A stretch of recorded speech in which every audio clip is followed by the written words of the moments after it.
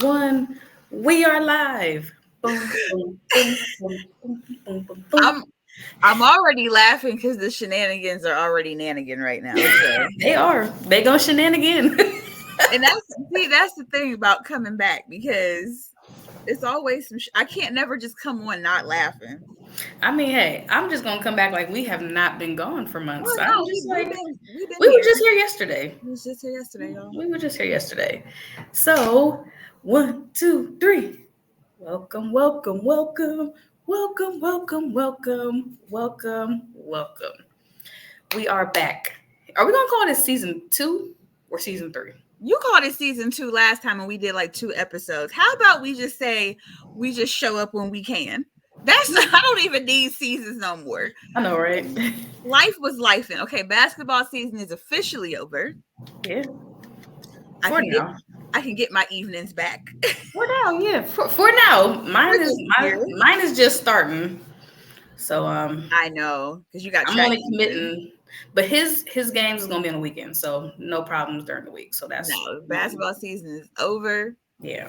I ain't got nothing else to worry about till fall, and then that's when That's I'll when be it'll kick up again. I'll be onto some new shit that I'm not ready to disclose yet. But the fact remains, we're back and we got shit to talk about.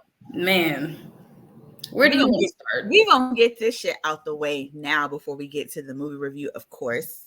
Nightmare on Elm Street, Yes, of course. But 1984 was a good year for horror. we already on the Wes Craven train, so we might as well kick it all over to Scream 7 and the new update, Yeah, which is Neve Campbell returning and Kevin directing. this was big because I was ready after the news. I think last time we did this podcast, I think we did mention everything that was going on with Yeah. um the main characters. It was a fire. It was a dumpster fire, which I was like, just scrap it. Just scrap it at this point. We don't have the main sisters. The other girl didn't know, she didn't get a call to say she was returning. So I was just like, just scrap it. We can be done. You know, this news of Neve Campbell coming back, it piqued my interest again. No, I'm not interested. I'm not interested. So I'm gonna go ahead and get my big mouth, my big mama energy out the way Mhm. because it's one thing I hate is when studios try to play you like you dumb. You know what I'm Yeah. saying? And I'm not a dumb horror hoochie. I'm a smart horror hoochie. So what I'm saying is for the people in the back that have been under a rock. So Melissa Barrera was fired from the Hmm. production of Scream 7 because of her comments about the Palestine war.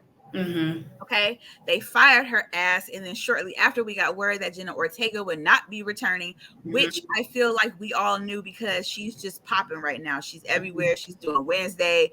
Hmm. Beetlejuice Part 2 is going to be dropping this year. She's got a lot of things going on.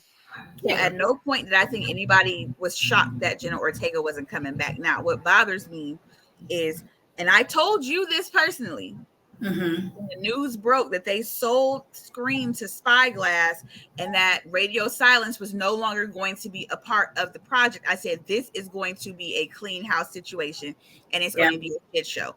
Spyglass has no problem forking over that dough for Nev because they have money. Spyglass has been around for quite some time, y'all. They Yeah. have the money that Nev was looking for. So I think they already knew that they were going to put Nev on the roster, give her whatever Mhm. the fuck she wanted to. Yeah. Now, I think they probably were having a hard time working Melissa Barrera in with no Jenna Ortega because they already knew she probably wasn't coming back.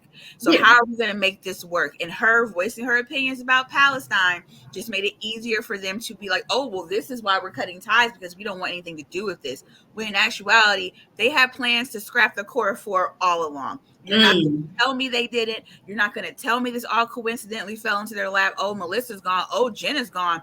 Oh, we don't know what's going on with the twins. If they got Mhm. a call back, oh wait, when Nev is coming back, oh, and Kevin's going to be directing, I'm not buying it. This was a plan from get-go. Horror fans are not dumb. All they had to say was, hey, Spyglass Entertainment is taking over this project. Radio Silence is no longer involved and we're wanting Nev to come back. That's all they had to say, which is what we all knew anyway. We all knew that Nev was coming back once Melissa was fired. Mhm. There was never any indication on my end that Nev wasn't coming back once Melissa was fired. Yeah, I was surprised. I was surprised I that wasn't.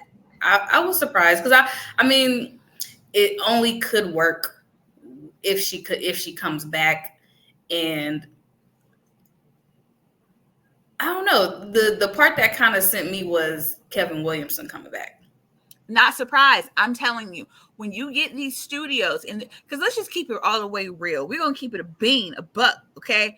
At the end of the day, no one was checking for Scream 5. All right. When Scream 5 was announced, only the true core fans were actually even fucking interested, especially when we saw all the set pieces in the Mocker House and all of that shit. Scream 5 came out, got a lot of heavy criticisms, right? Wasn't the best Scream, but it definitely was better than what we had seen in part 4. Scream 6 comes out. It's a fucking smash hit across the board. Now everybody is back on the Scream train. And it's bullshit. It's like, oh, y'all making money now? Okay, let's just take this from you. Now we got the money. The money that we made from Scream 6, we're going to use that to pay Neve. And I'm sorry if you guys, like, we are getting like really bad storms right now. So if y'all hear any of that, my apologies. Can't control the weather. Talk to the Lord. But all I'm saying is Scream 6 was such a great revival and back to what we love with a little twist, right? Like Scream 6 felt very, I feel like if Wes was directing now, it would have been close to Scream 6. I'm bothered by the fact they just couldn't keep it real and be like, look, we have no interest in continuing with the storyline that was put in Scream 6. We're starting over. Just say you're rebooting the reboot. Studios have done it before. Yeah. Where do you think they're going to take it though? Where would you realistically see it going in the direction where if it were me, I wouldn't have brought Neve back. I kind of feel like that storyline's dead for me. I feel the same way. I was so invested in, you know, the sisters and the twins. I mean, the core four. And here's the kicker. Yeah. We are never going to figure out if Danny really was a part of the whole thing now, right? Like our whole theory is shot to shit. Yep. And then 2, where does this leave Kirby now? Because they brought Kirby in to replace Neve as like a legacy character. Yeah. Y'all killed Dewey, right? I know. I'm still so heartbroken about it. Gail is damn near in a walker now. Yeah. So these characters from the 90s are old as fuck right now too. Like, let's just keep it real. That's why I feel like her returning, what really can, I don't know. Like, I'm just like, y'all force these new characters on us when we was cool. We was cool without them. Y'all forced them on there. Y'all even made up a whole name for them, the Core 4, which I still like. It's always up for debate. Like, they should have died. You know, them twins, they should have died. But yeah. I regress. I can't keep harping on it. But I'm really wondering how are they gonna spin this? I feel like back to your original question. There's only one. I'm get close to the camera for the public.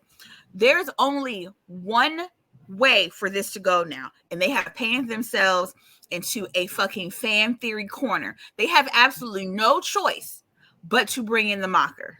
That's it. That's all you have left. That's what I said. I said if they don't bring something back from Stu, I'm gonna be done. I'm gonna be done with you. You have literally painted yourself into a corner where you have nothing else to do but bring in Stu Mocker. And I feel like they like 3 movies too late for that. No. Because if you're bringing back Neve, and you're bringing back Kevin Williamson's original fucking plan was for Stu to live. That's the only way this can coexist in this world now is you got to bring back the OG who started the whole story in the first place. So that's the only place they can go now is tying up Stu Mocker because they left so much of him out of these past 2 sequels.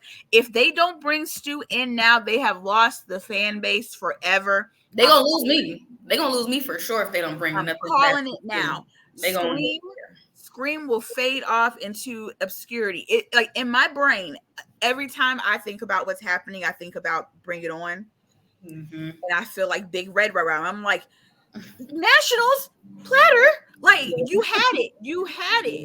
Yeah. We were good. You had it. And big ups to Radio Silence for getting the fuck out of Dodge and seeing the writing on the wall. They was and like, not wanting their name to this shit. They were smart as fuck. Yeah, they made their money. And I see so many people online trashing Neve. Already? Oh yeah, of course. Of course. I'm not going to trash Neve because she deserves the money she was asking for. Yeah. But I'm going to bombastically side-eye her because you now are jumping into a franchise that wasn't built around you, and now you have to reestablish yourself. And I know everybody's like, oh, but she's Sydney Prescott. This will be easy. Yeah. No, it won't. No. This is not going to be easy for them to rewrite her, especially when you took Ghostface out of Woodsboro. You're going to take her back to Woodsboro, or are you going to go to LA to where she's staying? Like, how are you going to reintroduce Sydney as a main character in a way that makes sense now that she's damn near 50? Yeah. Because she don't even, like, who would even be her supporting cast? There is none. That's what I'm saying. Like, who would even be her supporting cast? Are we going to introduce her husband? Her husband and her kids. Kids? Like, are we bringing kids into Scream now? Like, what the fuck? Like, where do we draw this line? Like, and part of me feels like, you know, I want Neve to get paid what she is worth, but when you come back, it shows that you can be bought for a price. So now, are you only doing it? Is the acting gonna be like you're doing it for this check because you feel like you deserve it? Like, I don't know, man. I don't know. I just feel like the magic that was Scream and Scream 2. And even then, I even put Scream 6 in that bottle. That magic is gone. I'm calling this right now. This is about to be a Jamie Lee Curtis Halloween trilogy all over again. Like, everybody was so down for Jamie Lee coming back to this last trilogy, and it was basura, and nobody liked it. And now Jamie Lee's gonna forever be the chick that came back to Halloween, and it wasn't good. Like, this is about to be. I feel like this is gonna be the same thing for Neve, and I feel like because she's like, I feel like age is going to play a factor. Yeah, shit hurts. I'm 35 and shit hurts. He is older now. Them stunts is gonna be. I'm just gonna be real with you. Me and Courtney watched the Twisted Metal TV series. I think that's where she should have put her focus, fam. Like, because that she was good in that shit and being the villain. Like, I think that was a good path for her to go now that she's older. I just don't see where this is going. And if they pull it off, great. I'll be the first person to eat my words. But I just feel like this would be like them making a new Nightmare on Elm Street and they give us all new characters. And then like the third one, like Nancy's like, hey, I want to be a part of it now. Like, I just don't. Yeah. I want to finish the story. I want to finish the story. Yeah. Should the franchise end after this movie? Yes. I think we're done here. I think we are at the point now where we bleeding the franchise dry at this point. We're bleeding it dry, but not only that, but I think you've got your younger Scream fans who feel like completely disappointed, right? Because they connected with something that horror hadn't felt in a long time, right? With slasher movies. And then you alienated your older fan base because your older fan base had finally got on board with what they were doing. Yeah. And now we feel betrayed. So the only people that are really going to be there are going to be your diehards and your people who just did not like the fact that Sydney wasn't a part of it. Either way, I don't know, man. I've been doing a little bit of like just not solid research, but I've been doing some just light research. A lot of movies are not doing well at the box office. They are way horribly over budget, and they are struggling.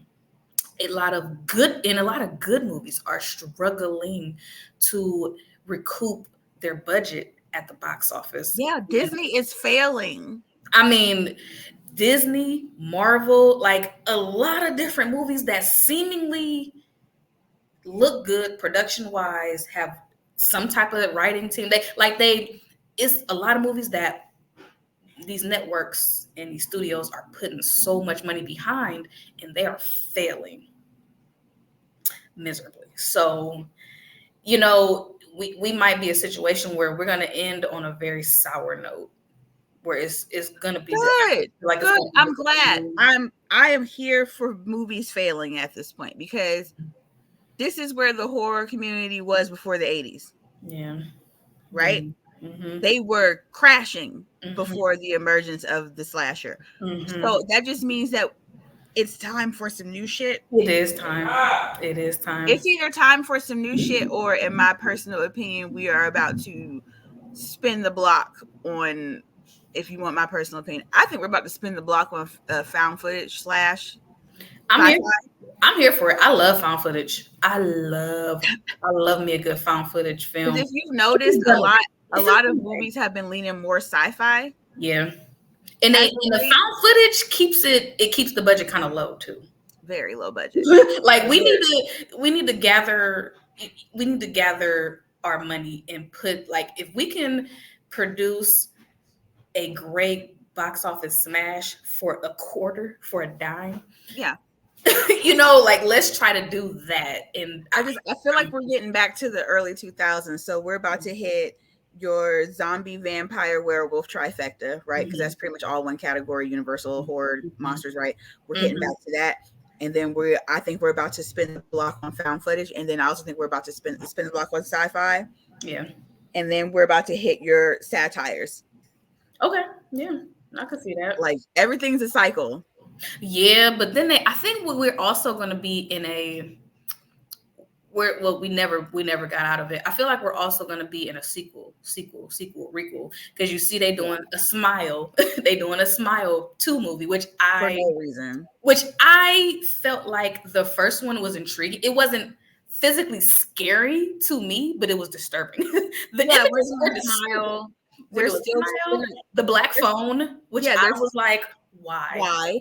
James, they're still talking about Happy Death Day to You because people were really asking for a sequel to that. Why? Leave it alone. Like, leave the shit alone. Like, why? I mean, they're pulling out Beetlejuice, bro. Like, after 40 goddamn years. Yeah, not that I'm not gonna go watch it because that's one of that's my favorite movie. Yeah, but still, it's like we at the point we bringing shit. We bringing it right. We're bringing whoever said, you know what, we need a black version of Don't Tell Mom the Babysitter's Dead. Like, who asked for that?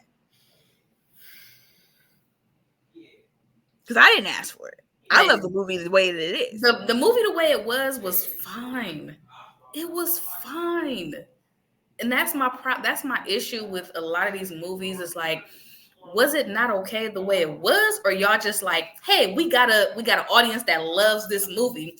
Let's do it. I'm telling you right now, if I were a movie exec or a producer or someone with any substantial clout and I could do movies that I wanted to do, I'm reaching back into the golden, like, 70s, 80s pocket, and I'm pulling out movies that weren't necessarily bad, but could be better. I'm pulling out New York Ripper. I'm pulling out New Year's Evil. I'm pulling out Frankenhooker. Like, I'm pulling out all those movies that people like that are niche. I'm pulling out Basket Case. Yeah. You know what I'm saying? Like, I'm pulling out those movies, Motel Hell, movies that aren't bad, that people still watch and enjoy, but definitely could use tummy tuck. Like, if they had real money behind it, exactly. If they had some real dollars behind it, it could have been great. And I don't know, man. I'm just like, bruh, like, they are seriously, like, remake some shit that actually, like, Maniac Cop, like, shit like that.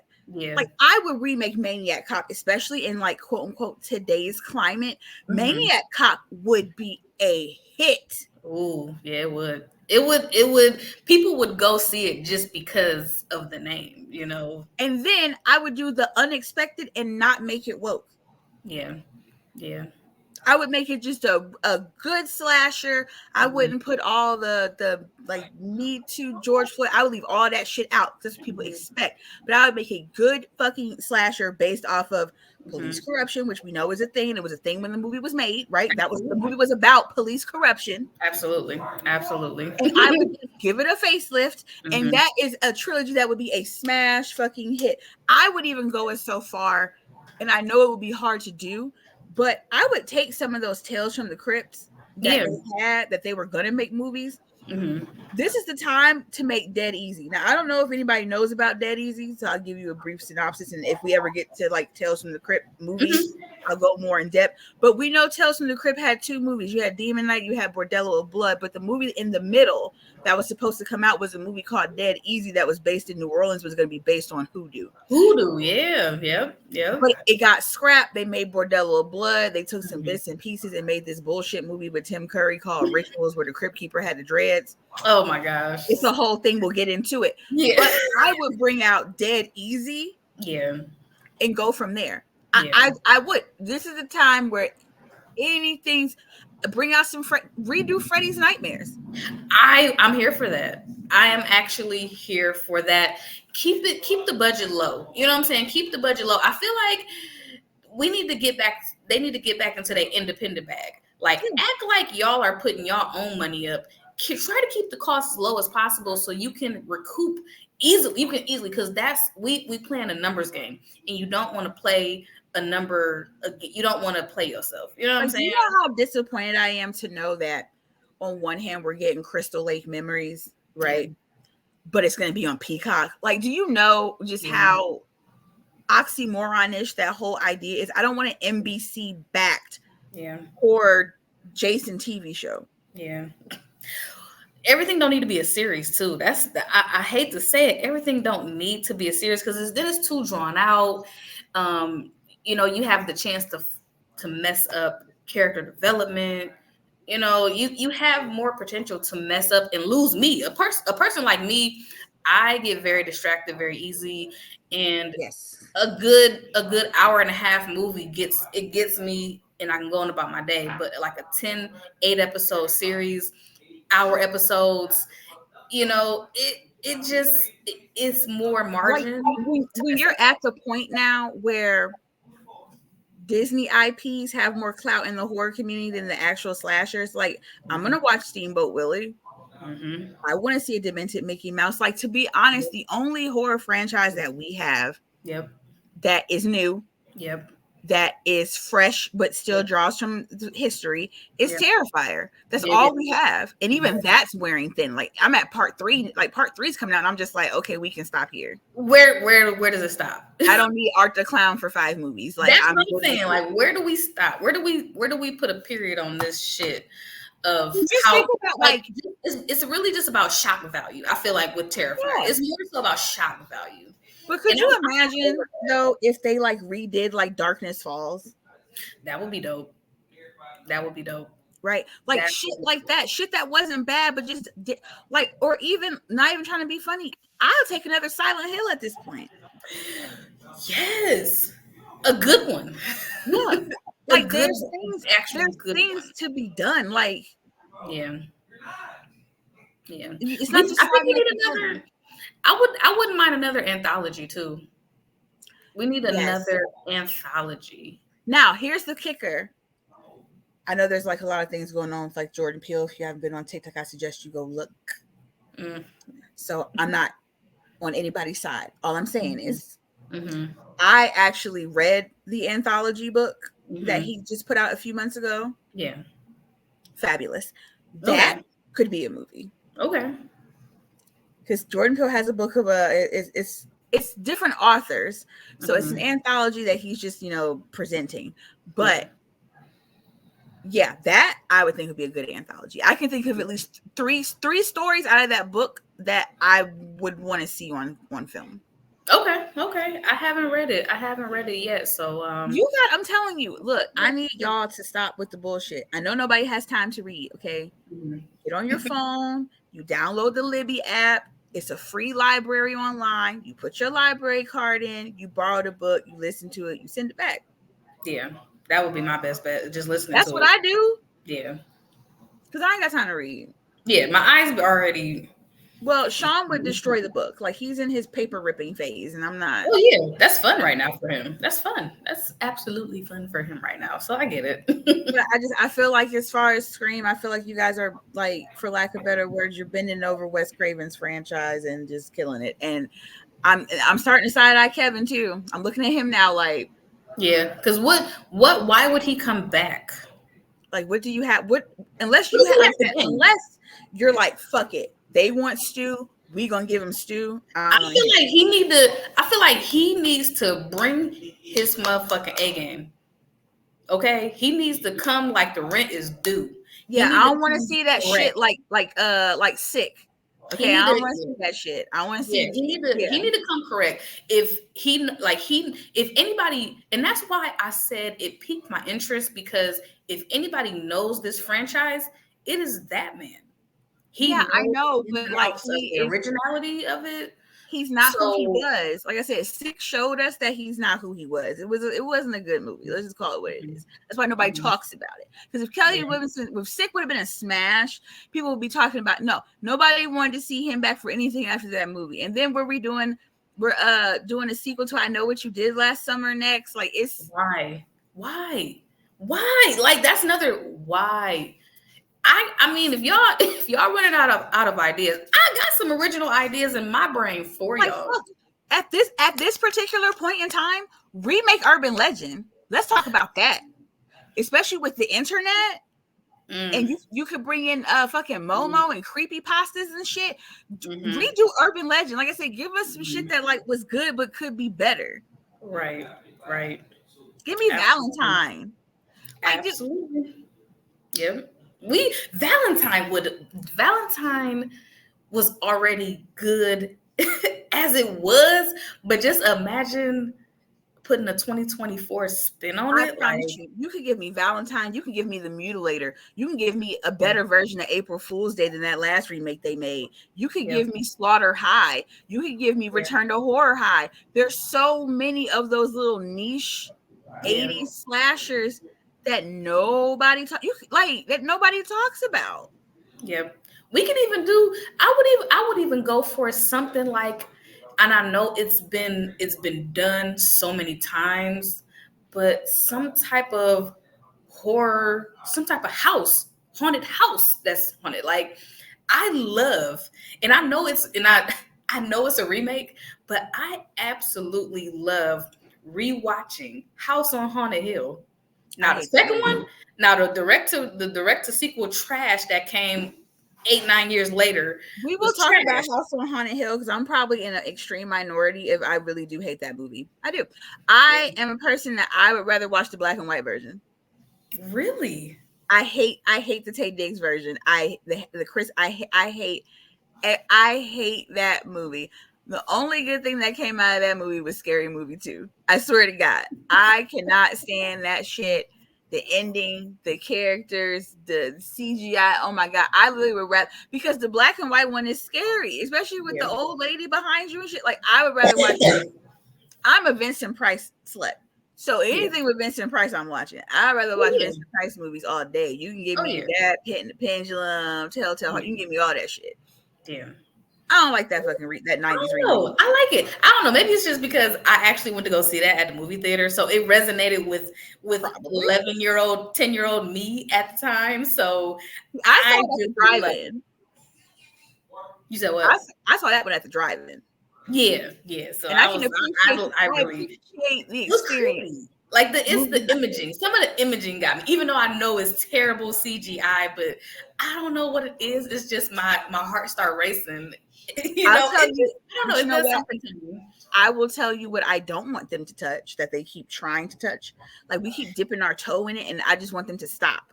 Yeah, I don't want them touching 13 Ghosts I because know. it was I know. already a remake. Yeah. It was already perfect for me. And I Mhm. don't need a backstory on the ghosts. I don't.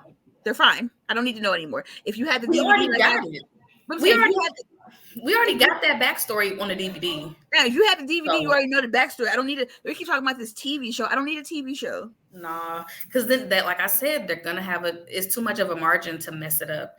Um, and by this time, like, what more can they? What more suspense could they build? Because I mean, out of all the 13 ghosts, like we. Like you said, we had if you had the DVD is more terrifying than anything they True. could put out. And you can find the backstory on YouTube. Somebody's already uploaded all this shit. Absolutely. You could definitely, I would have rather them do, if they would have done what's stories to tell in the dark. If that shit could have been R rated instead of PG 13, it could have, that movie also had potential to. I feel like this is that, like there is something about watching your directorial heroes like crash and burn that is the painful shit. Like I love Guillermo del Toro. I don't know what happened. I don't know what happened, mi amor. Like I just need an explanation on how did we get Pan's Labyrinth and all that shit, and then that's what we got. Like I just Or like I said, or like Kevin Williamson. Kevin Williamson, it's, for me, is turning into Ryan Murphy. Ooh, okay. And I'm standing on that. Yeah. I'd even go for like we touched on, like mentioning sci-fi. I love sci-fi movies where like a scientific experiment goes terribly wrong. I love those type of movies too. Yeah. Like, can we get some? Like, there's other shit that we could be covering instead of trying to recycle the same bullshit over and over. Like, have you heard that they're trying to do? They're trying to bring back. What did I just shared a goddamn article. They are trying to do something with Texas Chainsaw, and I'm just like, this franchise is literally never going to die because nobody cares. Well, they're trying to do another. They're trying to figure out what they're doing with Halloween next. Like, it's a thing. Like, what do you call it? Like, why? And this is what I think. This is my hot take, and then I guess because we've already done 31 minutes to this. We gotta move on. We gotta move on. I feel like when the political climate isn't where it needs to be, that is when art is born. And we saw the last big introduction of realism horror, I would call it, with Get Out, right? Because that was during George Floyd. Yeah. Right. Same thing happened with Night of the Living Dead, right? The political shit was at an all-time high. I always feel like once we have a big political shift, like even with the Me Too movement, we started getting movies like Men and the movie with Regina Hall that everybody hated with her being Master. Like, there's always these things that happen, and then we get these movies. I feel like right now we're at a standstill of things going on in the world. Like, because the only thing that's really going on in the world right now, real talk, is like we've got the war that's not even finished yet, right? We've got the presidential election that's coming up that we all know is like destined to be a failure, and everybody's broke. I don't feel like anyone has anything left to give right now. Yeah, we are strapped for cash. We are strapped for cash, baby. And even if we do got the cash, we not spending it on no bullshit. We want to feel happy. We want to feel good spending our money. And I don't want to go see no bullshit ass movie. Like, I just don't want to do it. I don't like going to the movies at all anyway. Like, it's just the experience is bullshit for me, especially when you have to pay so much for snacks. And I'm a big bitch. I like to eat. So I'd rather wait. I will literally, we wait all year. We don't go to the movies all year. But as soon as fucking April hit, we be at the drive-in because we can bring all the food we want for $20. $20 a car, bitch. We will be there all summer. So if it don't come out during the summer, like if it don't come out from April to October, we don't really go see it. Oh yeah, I be at the movies. I ain't gonna lie. I love going to the movies. Love it. But I love doing things by myself. So I think that's what it is. I love going to I love going to by myself to movies. Like, I will not get rid of my Cinemark movie club membership. I will not get rid of it because I need that. I just need to start going with you, because for me to get away to go to the movies by myself is a whole production. Yeah. I be at the movies by myself. And most of the time I go during the day, so nobody's in the movie theater. I be kicking my feet up. I love, like, it's a whole thing like, for me. I always gotta wait. I gotta wait till like dad come home so he can be with the kids, and it's and then by 7, 8 o'clock, I want to go to bed. I want to go to the fucking movie. I'm tired. I've been with this fool all day. You know what I'm saying? If I could go like I used to at noon now, when I could go at noon, I did used to go a lot more. Oh yeah. Even at night, sometimes I do like, I've always liked going to the movies, even when like the theater is fucking packed and we're talking like amongst each other. Like I still, when I went to go see The Color Purple, bruh, I know people talk shit about that movie, but in the movie theater, it was the blackest experience I've ever. You know what? I believe you. I wasn't down because it was a musical, and that's it. That's the only thing I had against it. Once I heard it was a musical, I knew it wasn't for me. Just like the new Mean Girls. When I saw it was a musical, I was like, "Oh, this ain't for me." Yeah, it wasn't as off-putting. I more so was just like, oh, that's such and such. Oh, look at him. Like I really was just, I was taking it all in. I loved it. I love musicals. I love them. I follow Broadway channels on TikTok. I love musical theater. I don't like turning something into musical theater. You see what I'm saying? Like Mean Girls did not need to be a musical. I don't need to hear Katie Heron singing. Like I don't need any of that shit. Yeah, Mean Girls was okay just the way it was. I was just like, the only movie I seriously regret not going to see Barbie in the theaters, because when I finally did watch it on streaming, I was like, this is so good. I would have had a ball laughing in the movie theater. I would have had a fucking ball. I still haven't watched it. I'm not interested. Yeah, it's so good. But it's not gonna hit if Barbie wasn't important to you. So Barbie was a big part of my childhood. So I was just like, yes, Barbie, yes. Like I was so. And that's the thing. I'm not gonna say Barbie wasn't a part of my childhood. I just think difference between having a mom and a dad. Like Barbie wasn't like the end all be all in my house. Like sports was, and like action movies and shit like that. So I was tomboy. So I had Barbie, but I never felt, because I wasn't the pretty girl. It's like it just wasn't me. Yeah, I had to have my Barbie. The only Barbie thing that I had was the Barbie styling head. That's the only thing that I had that I adored. But as far as like, I never resonated with, like, I love pink. I like the Barbie like merchandise. Aesthetic. I've never resonated with Barbie in a way that everybody else does. Yeah, it was pretty good. It was now hold on. Now Monster High, bitch. Oh yeah, that was a good one too. Monster High? Okay, like that's different. Even, like Sean be listening to Monster High, and he knows the song. That was a good one. Now that I resonated with, like Dracula, like I resonate with her. Like Barbie, Christy, yeah, I heard it was a good movie though. It's just I was just like, I'm not really. Yeah. And I'm just not gonna front. I felt like Margot Robbie and Ryan Gosling were too fucking old. I said it. I fucking said it, and I'm not taking it back. I don't care. Yeah. You call me ageist. You can say fair. I'm hating. That's fair. They have fucking crow's feet. Like you're not about to. No. It's fair. That's a fair assessment. That is a very fair assessment of. Nope.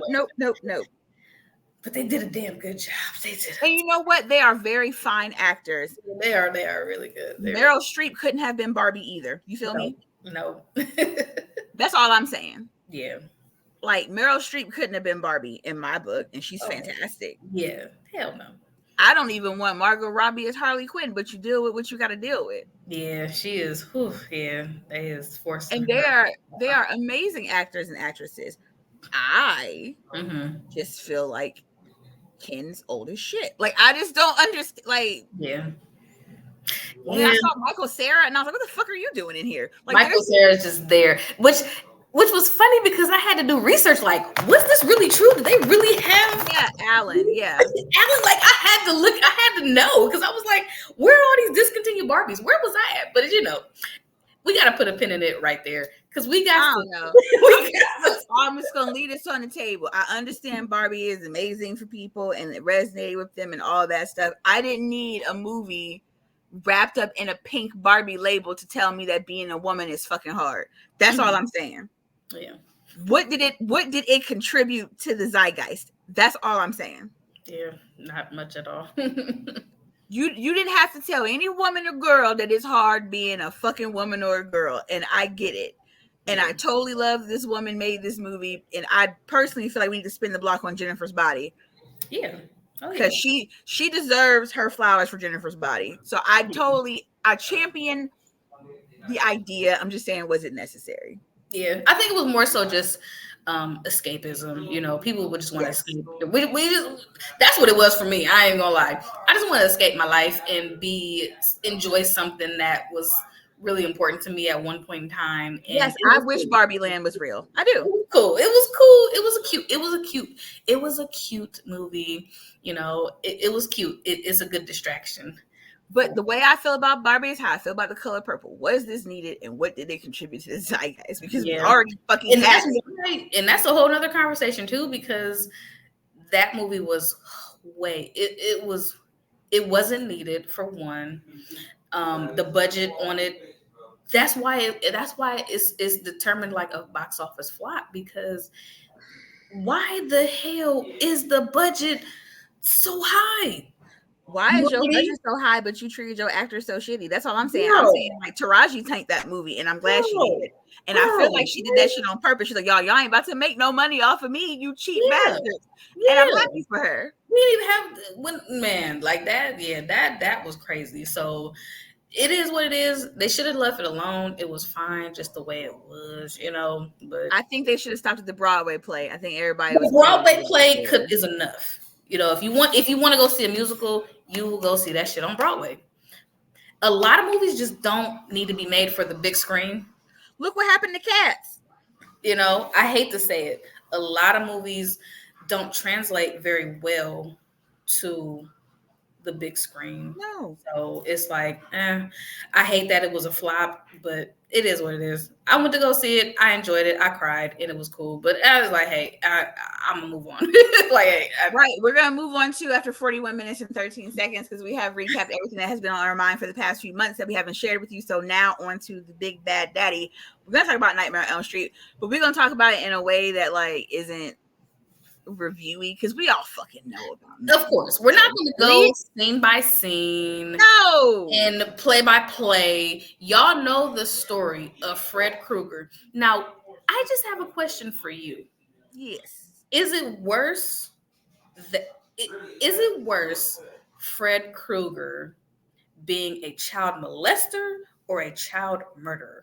Okay, I'm so glad that we just dived right into this, because I watched this movie with a fresh set of eyes. Mm-hmm.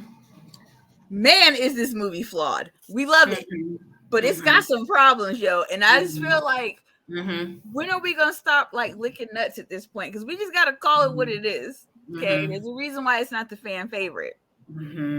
I think it's worse to be a child molester, personally, because that person has to live with that trauma for the rest of their lives and continue reliving it. It's a walking nightmare, whereas murder is like the ultimate dessert at a buffet of life. Just my opinion. But to kill a kid you're a sick bastard either way. I mean, but he molested, like you wouldn't. He did it, and the thing is, I know we love Fred Krueger for the sick bastard that he is, but let's just keep it real. He never would have tried that shit with a grown adult. It is no strength. I am no stranger to thinking that white men are generally creepy. So he definitely filled that box of like, yeah, this is where my fear of white men being creepy, and you know, with my profession being a massage therapist, I just always like associate Black people's love of Freddy Krueger not so much with what he did, but it's the way that he did it. Because if you do anything with any type of style, flair, panache, je ne sais quoi, like not your average. And you gotta remember, when this came out, it was like already like just a bunch of motherfuckers walking around not talking. So to see a killer like coming out talking shit to you, I think that's why we love Freddy Krueger, because we know that he's an anti-hero, like he's a villain, like we know he is the real life. In real life, we're the parents that burned him, like we know this. But I feel like it's because he did it with such flair and style, and just like there's something, I feel like there's something in the human brain that's like, we're all fucked up, right? This can go all the way back to like biblical times. This can go back to like your gladiator stadium times. This is WWE. This is reality television. This is Love and Hip Hop. This is Baddies East. There's something fucked up in the human psyche that loves to see people harm each other in entertaining ways. So I feel like for the entertainment value, that's why Fred Krueger like works, because he's entertaining as fuck. And you gotta go. Here's the thing though, you have to go to sleep. Oh, definitely. That's the terrifying. That's always been the most terrifying part for me is like you have to go to sleep. How are you going to fight a nigga who kills you when you go to sleep? That is like all jokes aside, child molester, child murderer, nigga, you got to go to sleep. And you know what? I have points to make about that. And the big one we have to talk about when we get to part 3. Because I feel like I feel like part 3 is the best one, but I feel like I finally, because I've always said there was something about part 3 that didn't work for me, and I finally figured it out. And I'm gonna make sure I put a pin in it. We put a pin in it. Yep. When we get to part 3, and I'm going to blow your mind. Yep. On why part 3 doesn't work.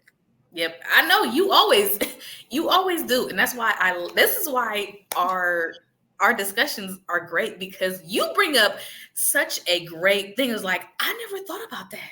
What the hell?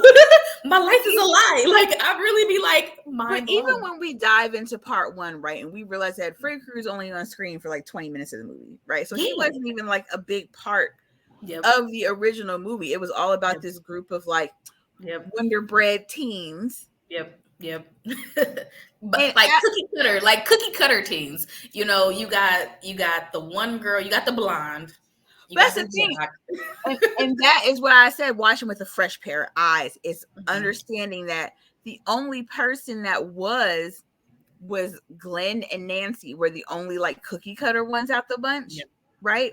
Yeah. But even more so, getting older and realizing that the best character in the movie was the mom. Like actual character development, I want to say, is the mom. Like Nancy carries the movie, right? But whereas, how do I want to say this? Nancy's the blueprint for Sidney Prescott, right? When it comes to a Wes Craven film.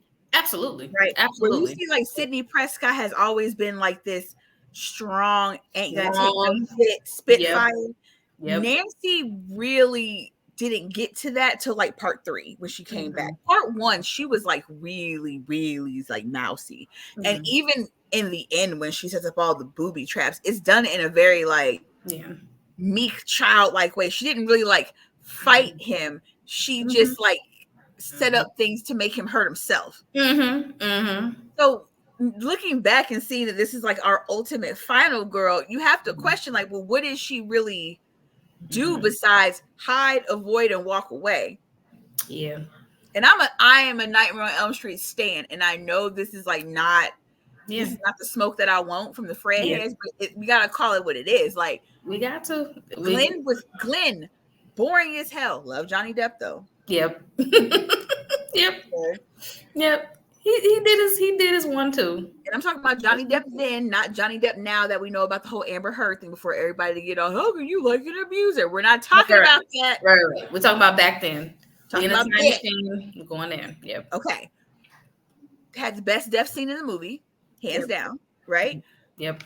Boring. Had like no real dialogue, no real lines, nothing memorable. Nope.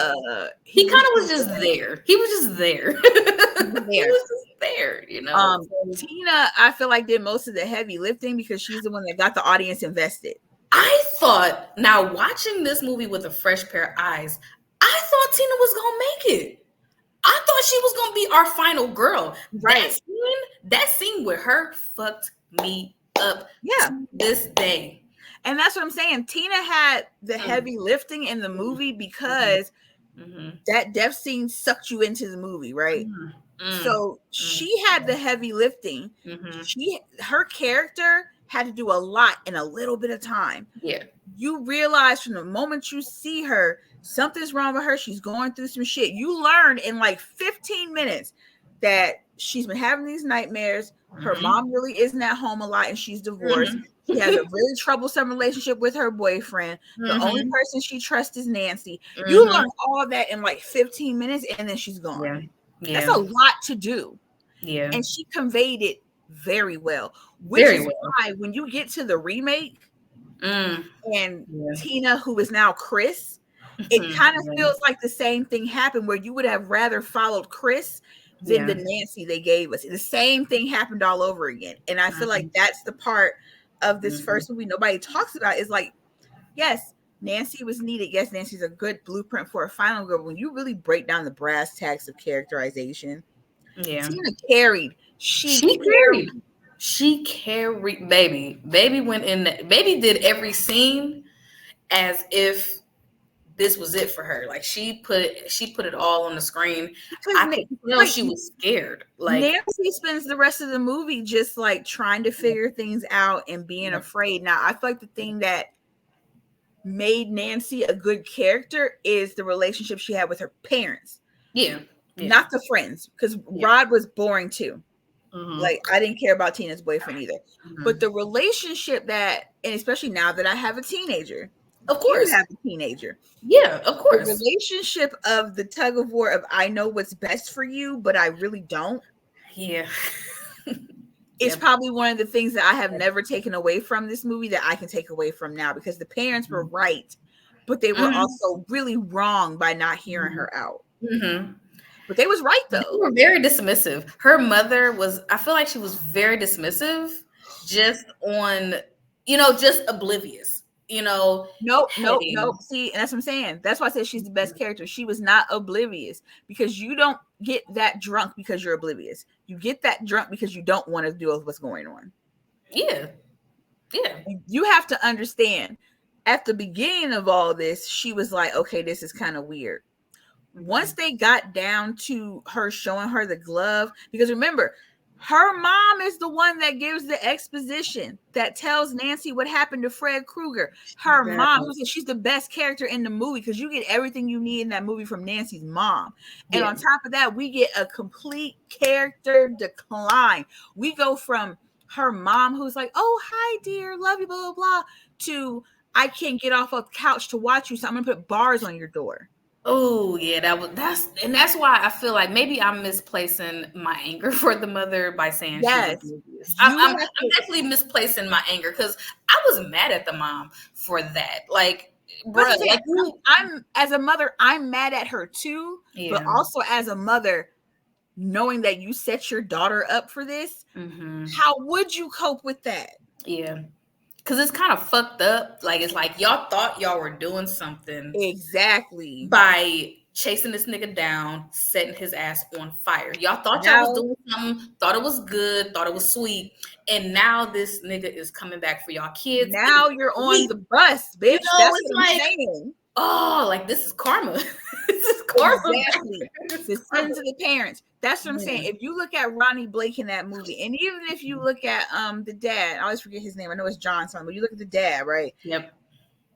There's so many layers to the parents, because you're looking at, they tried to protect their kid, and then if you look at those deleted scenes and you look at that those scripts that were left out, and you realize that Nancy had a sibling that got killed, and that's why the whole thing kicked off with the dad, and you realize there's more to the story and there's more meat there. When you peel back those layers and really think about this, you lost a child, you caught the murderer, he got free, right?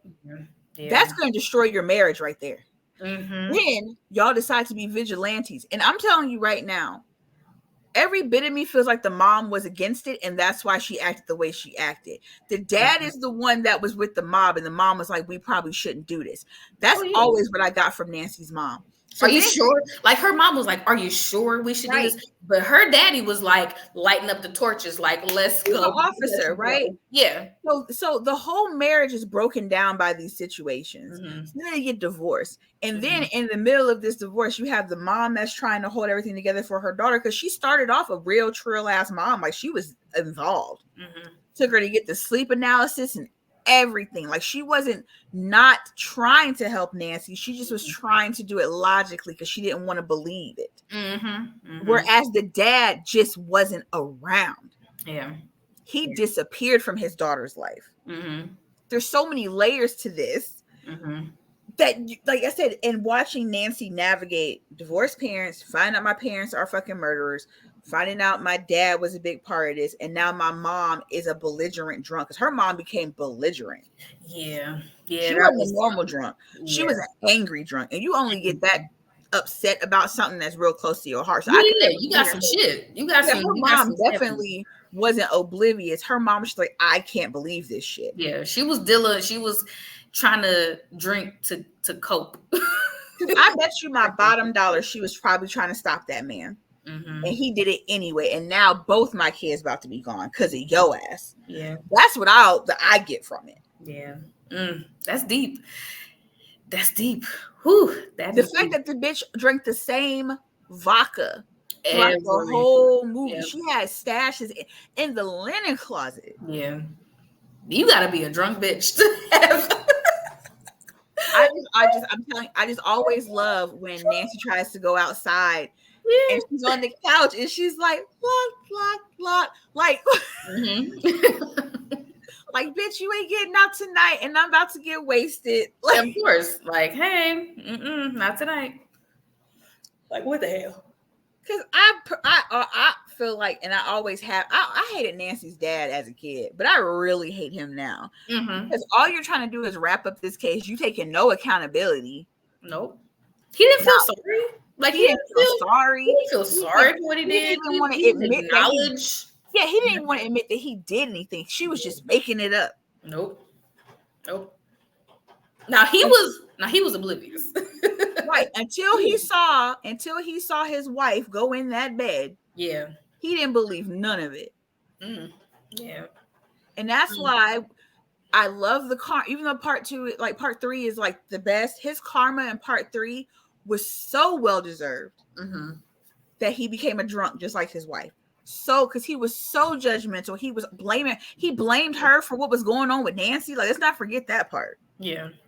Them arguments they had, he was blaming her. Yeah. It was her fault. Right. And she did that and the third. When he was so easy. Parent. It's so easy for the parent that left to blame the parent that's yeah, he was an absent parent. Yeah. So yeah, like I said, watching it with a fresh set of eyes, I feel like those are my favorite characters are the parents. Yep. That feels more real to me than these teenagers that are just like, oh, doop. Like even Ron, like the fact that this nigga ran and thought he wasn't gonna get caught. Like I will never.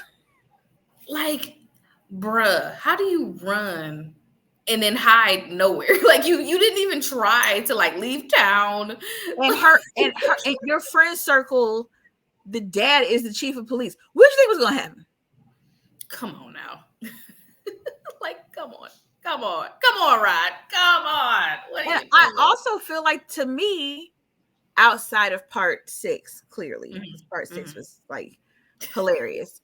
But part 1 is the least scary Freddy Krueger to me. And I get it. Like, we got the face mask, we got the arms. Yeah. I feel like the scariest part of part 1 is the "You're my boyfriend now" with the phone, the blood bed, and him coming into the real world. Other than that, I didn't really find it too scary. Like him personally too scary. The makeup wasn't really quite right yet. Like they were working out the kinks. Yeah. The blood, the only scene that was scary to me and still is like, I gasp, is the scene with Tina. You know, the scene where Tina's dead. Which But he's not there. He's not even there, bitch. He's not even there. She just floating in the air and woo. And then when you find out that it was like the room was like turned a different way, like she was like super disoriented doing this shit. Yeah. And really started having panic attacks. Like yes, like it was real. It was real. It's scary to watch her thrash around and stuff, but I think the scariest part is like her reaching out to like Rod, and he's like reaching out to her, and then she just plops on the bed. Yep. Can't even do nothing. But fun fact, because y'all know I always have these. The fact that the rotating room is what they used for the blood out the bed. And everyone almost got electrocuted. Like they had to jump off of it because when they poured that water, it like was too heavy and it threw the room around. Yeah, because if you watch it, you see it like hitting the lights. Yep. And you see the blood roll down just like one side. Yep. But the biggest fact is that is the same room that they used for Breaking 2 Electric Boogaloo. What? When Turbo is dancing up the walls. Oh my gosh. That's the same room. Now go watch Breaking 2 and you can tell it's the same room. Now you blow my mind. You have They, blown my mind they again. redecorated, but it is literally the same room. Yeah. Hey, they putting them dollars to work. Hey, we gotta make it stretch. That's like one of my favorite movies is Breaking 2. Breaking 2 is so good. Breaking 1 has his moments because Breaking 1 is the original Save the Last Dance for me. Yes, absolutely. But Breaking 2 is like there is something about them saving that rec center that gets me every time. It pulls on your heartstrings. You know, it pulls on your goddamn heart. The best thing about Breaking 1 is Ice-T. Yeah. That's it. But it's literally Save the Last Dance for it's literally saved like copy paste, and I wish more people would say that. It is literally the same movie, bro. It's the same movie. Like let's put that out there. It is the same movie, please. Oh my god! And the more I think about it, the funnier it gets. It really is because all I ever think about is Ice-T. Like, who's that girl? She's really good, and I'm just like, all she was doing was flipping. Like she wasn't even doing nothing. She wasn't even doing nothing all like that. She put on a leotard and did some kicks. But yeah, go watch part 2, y'all. Watch Electric Boogaloo. And that's the same room. And watch Turbo going up the wall. You'll see the structure. It's literally the same room. I'm really gonna chef's kiss on that. I'm gonna go watch it. I love knowing. I never put 2 and 2 together. Now that it's like I'm gonna watch it with a different set of eyes. Now you're gonna crack up because in your brain just gonna be interloping like him dancing up the walls with like blood coming out the ceiling. It's gonna give it like a whole new. Like I watch Nightmare on Elm Street 1, and sometimes I'll just picture Turbo dancing up the wall with the blood coming out because my brain's just fucked up that way. Right. Just coming through with the blood on the wall. Right. But yeah. I like I said, just watching it now, those are my real thoughts about it. I still think it's great, and I can see how, like, for that time, this was the end all be all. But now that there's other things to compare it to, you can see the flaws. Yeah. I think it's just time we're honest with ourselves about our favorite movies. Like they're flawed, even from a writing standpoint. They're flawed. Like I still to this day wish they would have never introduced the dream demons into the lore because it makes part 1 just so cheap now. Yeah. I mean, once we got like the second movie I love the second movie. It was like a story. It was a good story. 3, the train is off the rails.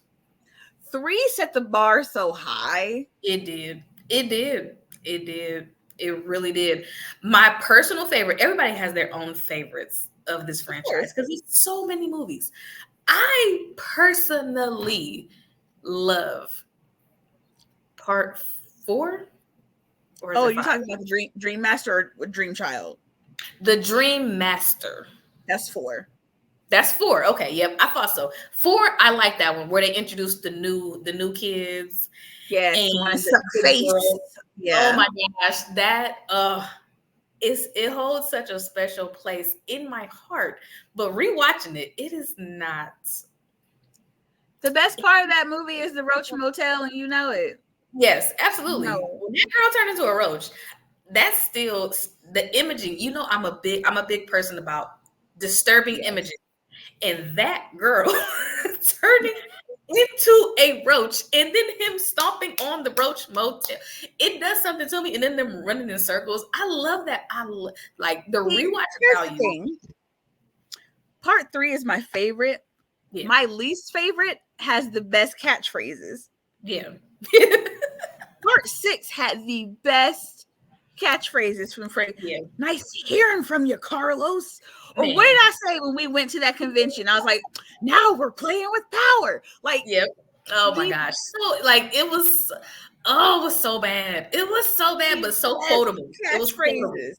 It was and everybody hates the whole like Bugs Bunny shit. I loved him rolling out the nails. That's my favorite part of the movie.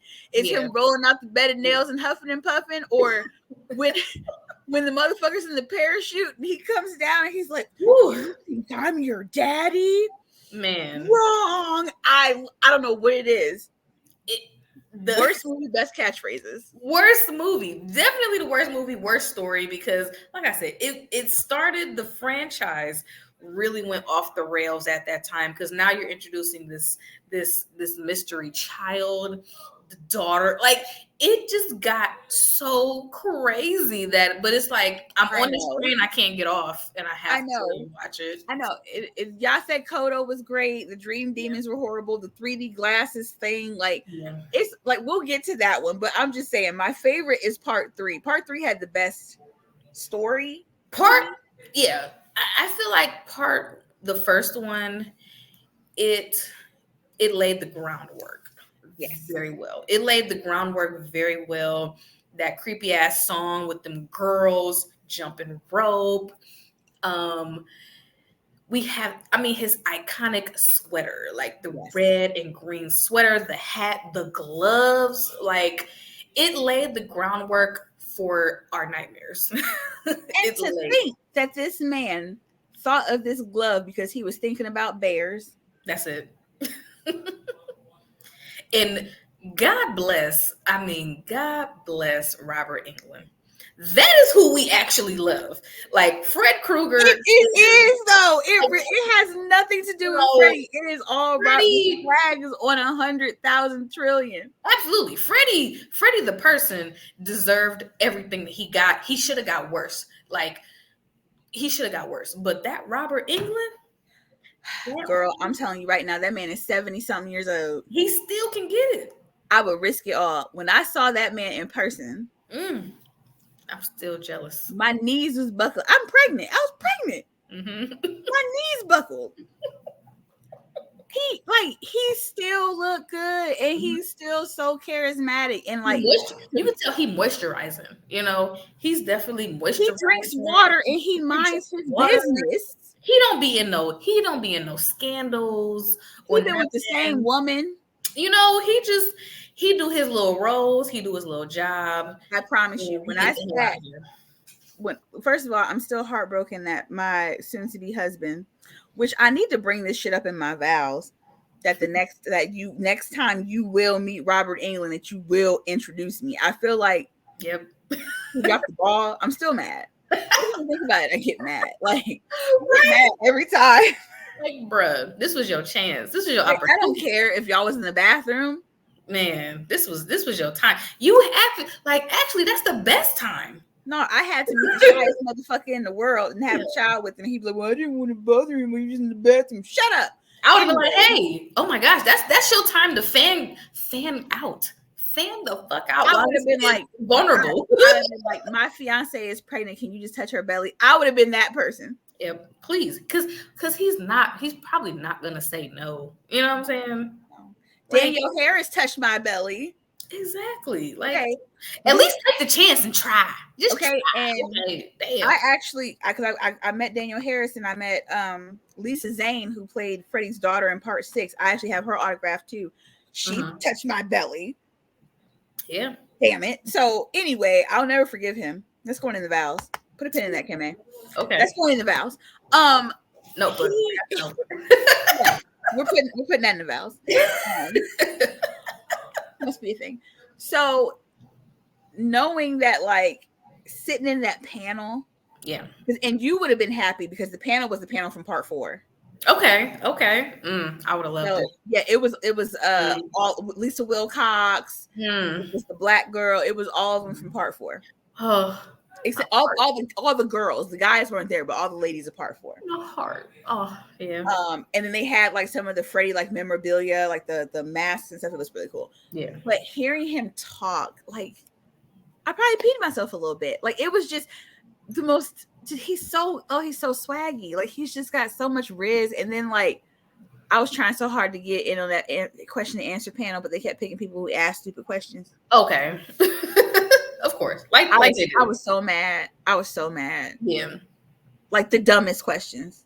Is it true that you and Kane Hodder got into a fist fight? Nobody wants to know this. Nobody cares. Nobody cares about that shit. And the last person they picked was like some little kid who could barely talk into the microphone. Like you could tell their parents was like just wasting everybody's goddamn time. Yeah. And I had a real good question too. I was literally going to ask him if he had ever been asked to write a treatment or direct a nightmare, and if he did, what would it have been about? That was my question. Oh, that's a good question. I've always wanted to know that because John Saxon that plays the dad, he actually wrote a script, a treatment for one. Like so many people have written treatments for this movie, and I always wondered if he had, because he's never talked about it. If he has, I haven't known. But yeah, it was. I that's probably the best birthday of my life.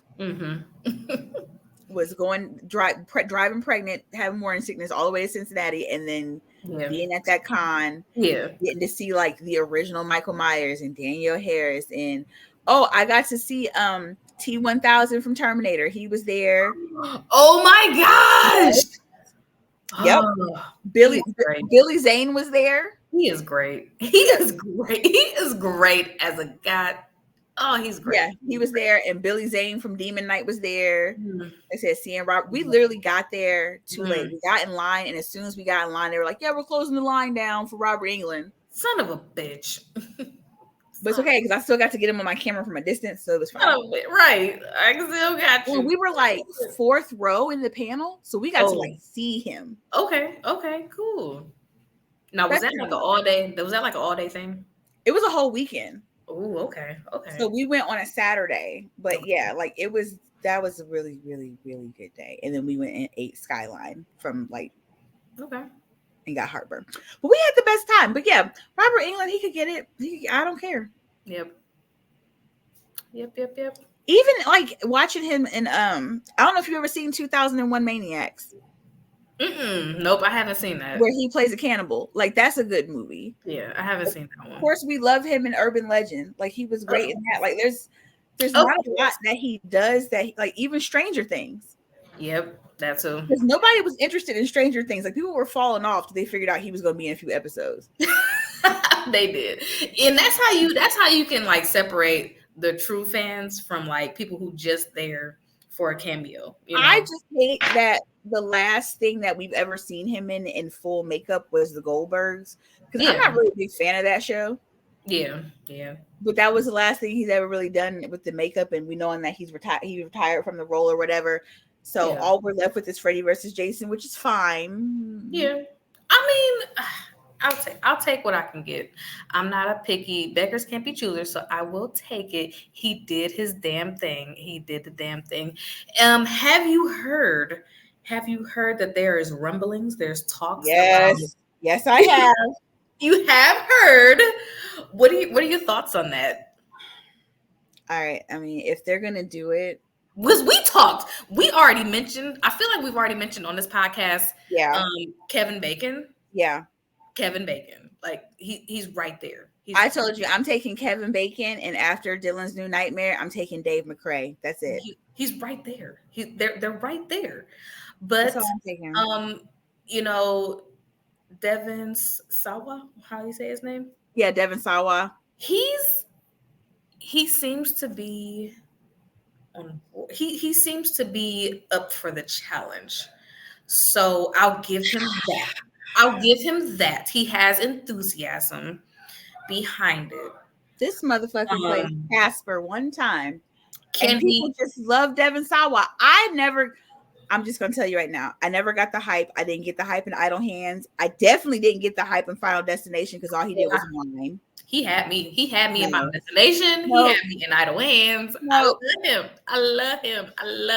And I personally, I don't know if he can. I find him very boring in the Chucky series, to be honest. Yeah, he's very he's a throwaway character in the Chucky series, which I'm like, why are we forcing him on us? I feel like, why wasn't he in more Final Destination movies? He could have been a staple in that franchise, but whatever. I'm just gonna be fucking for real. Like Devin Sawa is the Jack Harlow of horror for me.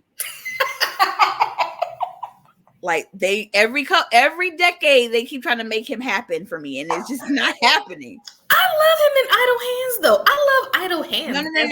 No. I love Seth Green in Idle Hands. Oh yeah, he definitely was the star. See, He I'm was the that star. person. I had to think about, why do I like this movie? If I like the supporting characters more than you, Yeah. then we're just gonna get you out of here. I don't need, you could have put anybody in that role. Seth Green is amazing in his own right too. I love him too. I love how his mind works. I love watching Robot Chicken. So of course I love the way. I mean, and at this point, after watching Black Yeah. Phone, I would even take Ethan Hawke because he bodied that shit. I didn't like Black Phone. Okay, I'm gonna be real with you. I didn't like the movie, but I like how he played the character. He was creepy as fuck. Yeah. He was creepy as fuck. I knew he was the killer. Like I knew he was the I killer. wasn't a fan of that movie Playing either. the role, like Ethan Hawke is his evolution as an actor. I like it. Yeah. I like his evolution as an actor. I was not surprised about Ethan Hawke because if you've ever seen the movie Taking Lives with Angelina Jolie, he's always been one of those actors that could do it if given the proper material. Just like Kevin Bacon. Like people think about Kevin Bacon and think, oh, Footloose and blah, blah, blah. No, go watch Hollow Man. Go watch Stir of Echoes. Right, go watch Stir of Echoes. And that's the Kevin Bacon. Ooh, Kevin Bacon is low key, high key. He's definitely a threat. I need him. He gives me Robert Englund vibes. Like he has the same riz to me. Like when I see him dancing on Instagram, I just want to squeeze him. Yeah. I like Kevin Bacon. I like Ethan Hawke. I didn't like the Black Phone just because I just didn't like the story. It was cute. I like Ethan Hawke. I really like, and you're making me realize right now that I really like Ethan Hawke. I really like him. And when you think about every role that he's played, I love his movies. I watch. we quote Training Day around here. Oh yeah, all day long. Like we quote, yes, absolutely. We quote Training Day all day long. I love Daybreakers. I love Daybreakers. I need you to understand. Movie.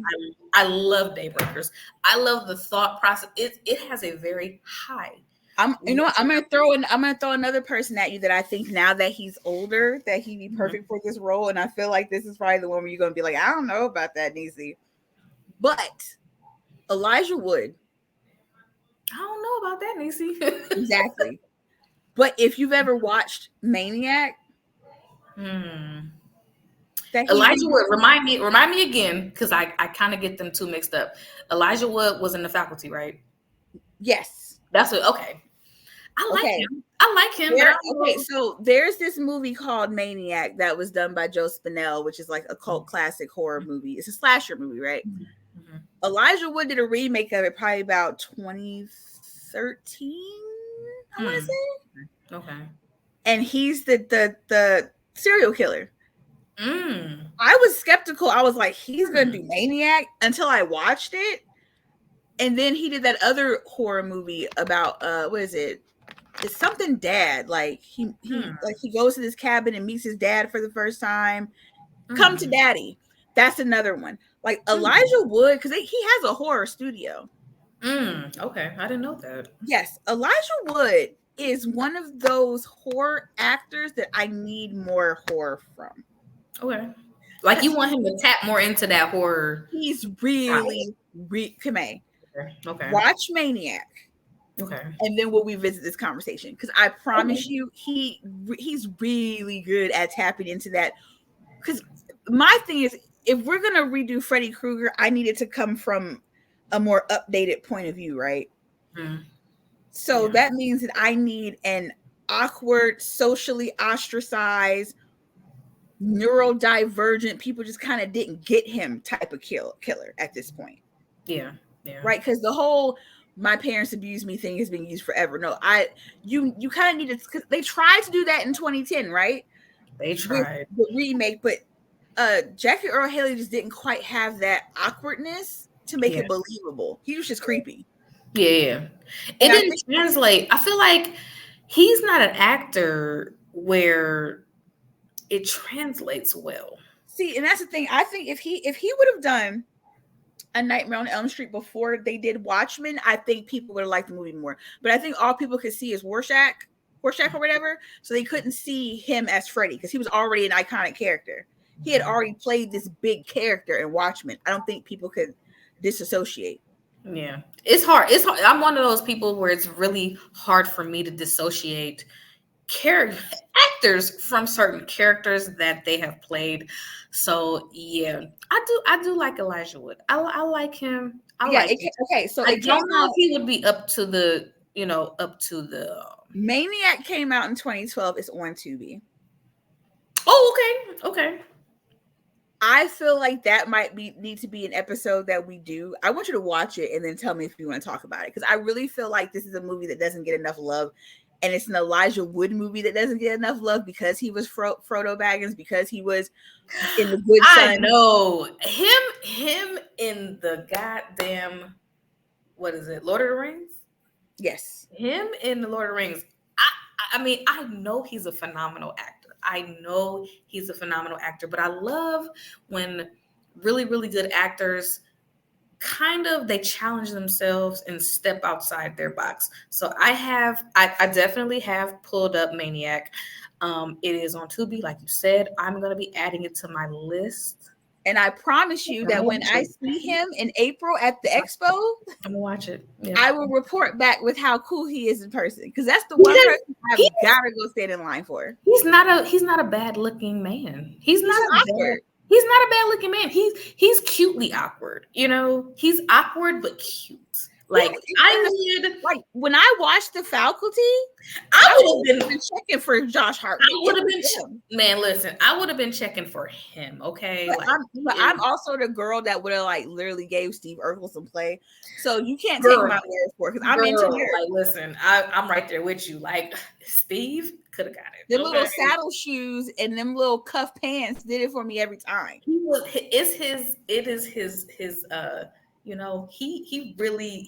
really feeling like when he love you, he love you. Like, I would have been like, I steal him from Laura. I like a challenge. I would have stolen him. Perfect example of why I say Elijah Wood. Okay, perfect example. You've watched Sin City. Yeah. Remember? He was the cannibal in Sin City. Loved it. Yep. So I forgot about that. I forgot about that. I totally forgot about that. People forget that this man is terrified. Like, Elijah Wood is low key though. Like, we forget about his greatness. People forget this man was he was terrifying in that movie. Yeah, totally forgot about him. Totally forgot. Mm-hmm. See, you're right. You're right. I really need him to like I could see it, because he has that type of awkward befuddledness, the Hugh Grant shit that I be talking about. He has that kind of thing that like okay, Robert Englund had Riz, right? So you resonated with that and you like was cool with that. Yeah. Elijah Wood has the ability to make people sympathetic towards him, even though he's doing horrible shit. Mm-hmm. And I feel like that's a Freddie angle that's like been dabbled with. Yeah. But it's never been expanded. Because like I said, because like, let's keep it real. Fred Krueger is not this big muscular guy, masculine guy. Like, he is a nigga that can easily get beat the fuck up. Yep. And has. That's why he picked on fucking kids. Like, if we just being like for real. But Robert Englund did such a great job bringing that character to life that we give him a pass. But I could maybe see Elijah Wood play. That's what I'm saying. I can see it after Kevin Bacon. Right. But I'm just saying, like in 2010, they tried so hard to like make him sympathetic with the whole like, did he or didn't he hurt these kids angle? Yeah. No, we didn't need that. And he didn't portray it well. But Elijah Wood could draw you. Like, I feel like he has enough charisma and awkwardness that he would make someone think that he was like this abused child. And then, I just like to kill people. Like, he has that type of vibe where he could like switch on a dime. And that's why I want you to watch Maniac. Yeah. He also, any character, any actor that's gonna step in that role of a very iconic character like Fred Krueger, you gotta think, you gotta be able to convey this shit under hours of makeup. Yeah. Because that's Like the we're thing, not like, gonna, we shouldn't be even be, we really shouldn't even be able to recognize you, but we right. can recognize you That's at the the thing, same like, time. You know what I'm saying? because Freddy Krueger isn't like a brute force, like you said, it's all psychological. And Elijah Wood does psychological very well. Very That's what well, I said. very I well. feel like Very well. Maniac needs to be a priority. I want you to watch it, and I feel like you're gonna look at him like, because I watched the movie and I started watching, like, even like watching Lord of the Rings after watching Maniac don't feel the same to me. Yeah. I was low key. I dibbled and dabbled in Lord of the Rings. Yeah, a Okay. little bit. Yeah, me too. I'm more of a Harry Potter girl. I love him, as you know. I love him in Lord of the Rings. So it's gonna be a definite an experience of watching him play this role, because he's never been the bad guy. And here's the interesting part is, like, both Maniacs are on Tubi. Okay. So if you want to watch both to see Okay. the differences, because they're very different, but they're very good in their differences. Okay. And I feel like that's why people don't talk about Maniac, because it was so much different than the original. Because the original was done by none other than Tom Savini. You know, we love Tom Savini. Oh yeah. He did the original, right? Like him and Joe Spinell did the original. So it's Maniac. This new one's a lot more like stylized and artistic and psychological. Yeah. Well, the original one was more torture porn. Okay. So watch both of them, compare and contrast. But I feel like you're gonna look at him different. Okay.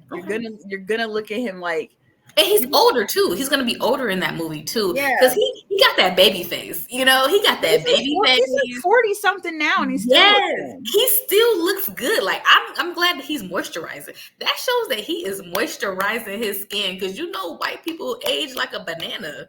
So I need him to moisturize as much as he can, retinol, all that shit. Like you need I feel like you're gonna watch it and you're gonna, yeah. I'll save it. Just watch the damn movie, y'all. Like, just watch. It's on Tubi. Watch it on Tubi. It's free.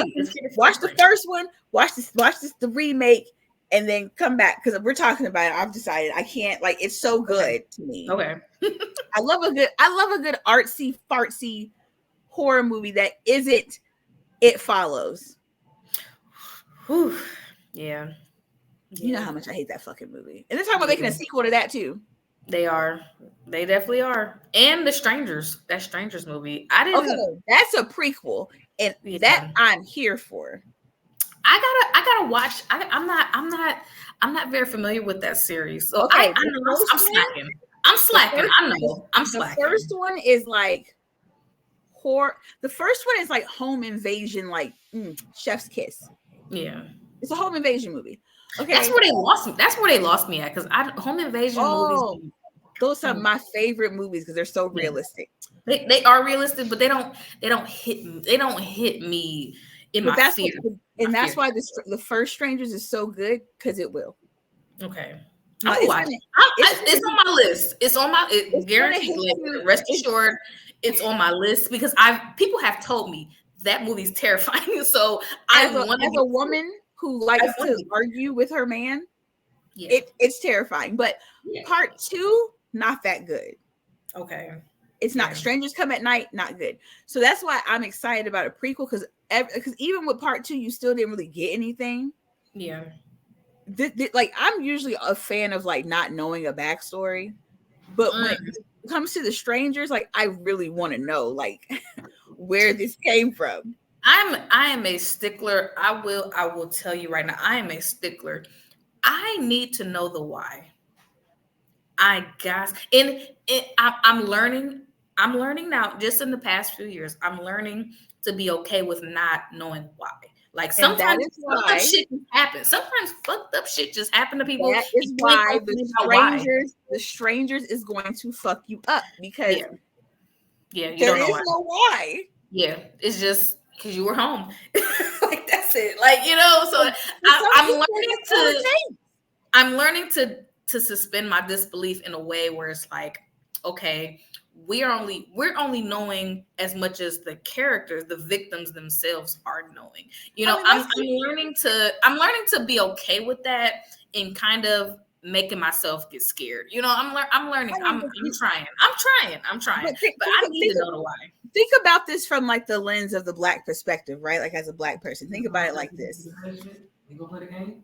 No, I didn't know he was on there. But no, so think about this as a Black person, right? Like you're like, I need to know the why. Why do people in gangs kill each other? Because they got on the wrong color. Yeah. As a Black It's person, literally, a lot of things. Literally that simple.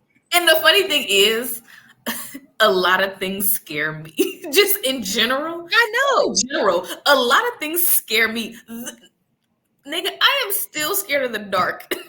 As a grown 36 adult, if I cut off all these lights and gotta go upstairs, I am scared, bitch. Okay. And you know what makes it even funnier that you say that is because you could just buy some fucking wallflowers and nightlights because you're grown and you can control that now. You're still scared of dark. I totally can control it. But I am not gonna lie and sit here and tell you, I am not as scared of the dark. The unknown you can literally go buy some of those like light strips, you know that, right? And just have them on. You might be you might have started something with me. You could buy a nightlight, you could buy a wallflower, you could throw it back to the 2000s and get those little stick-on lights. You know what? I had a lot of those. I had a lot of night lights that I got from that program where they give you like a kit of like just little electric stuff that you can. I think that's what makes it sadder is because you still feel like you have no control over the light in your house and you are an adult. Hold on, because it's one thing like when you're turning them lights off, but like you're paying the bill, like you can control the lights in your house. So why are you afraid of the dark? I don't know, man. I don't know. I'm scared of everything. I'm scared. Like I don't like the dark either, which is why my oven light permanently stays on. I'm just afraid. I'm just like, guess what? I pay the electric bill. That light staying on, bruh. I don't care. I pay it. No matter what. No matter what. Mm-mm. Like who didn't? Did nobody tell you like you can leave whatever lights on that you want? Yeah. I know that. I don't know what it is about it. Like, I don't know. I have it's irrational fear. Like, I can't even tell you why. It's just irrational. No, fuck that. We breaking generational curses over here. Lights stay on in this bitch. No, for real. Everybody in my room has a plug-in nightlight with the wallflower. Yeah. It smells good and I can see. I'm not playing that shit. And you know what? I think I be hyping myself up because I love horror. And I love being scared too. Like it's a part of me that loves being scared too. So it's like that's why I'm like so in love with Ghostface is because like, oh my God, bro, I will go outside and you know I got that tree by my house, like by my porch. Mm-hmm. That the tree that's kind of further back towards the back of the house. Yeah. I'll be sitting there and in my brain will be like, what if Ghostface? It's a killer there. That's standing back behind that tree. And I go back in the house because I'm like 5. Like realism scares me. Like the fact that somebody could just put on a mask and come stab me scares me. Yeah, that's absolutely scary. Do you do the thing where you like pretend to like run out your car and go to the house and see how fast you can make it in the house? Yes. Do you time yourself? And I'm telling you right now, Sean is getting us killed right now.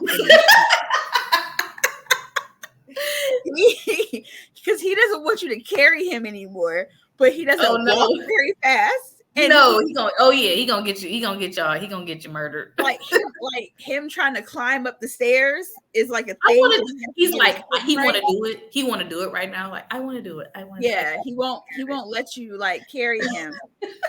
So him trying to get up the stairs, I'd be like, we would have been dead if somebody was chasing us. I do it all the time. We would have been fucking dead. Nope, I would have been dead too because I'd be struggling with my keys. Purse, where the keys? Oh, where the I can't see. All my keys are color coded, and I've done this. I think because I lived alone for so long. Yeah, they're color coded first of all, and secondly, I always make sure my house key is already in my hand before I get out the car. Even then too, my dumb ass will slip and drop them.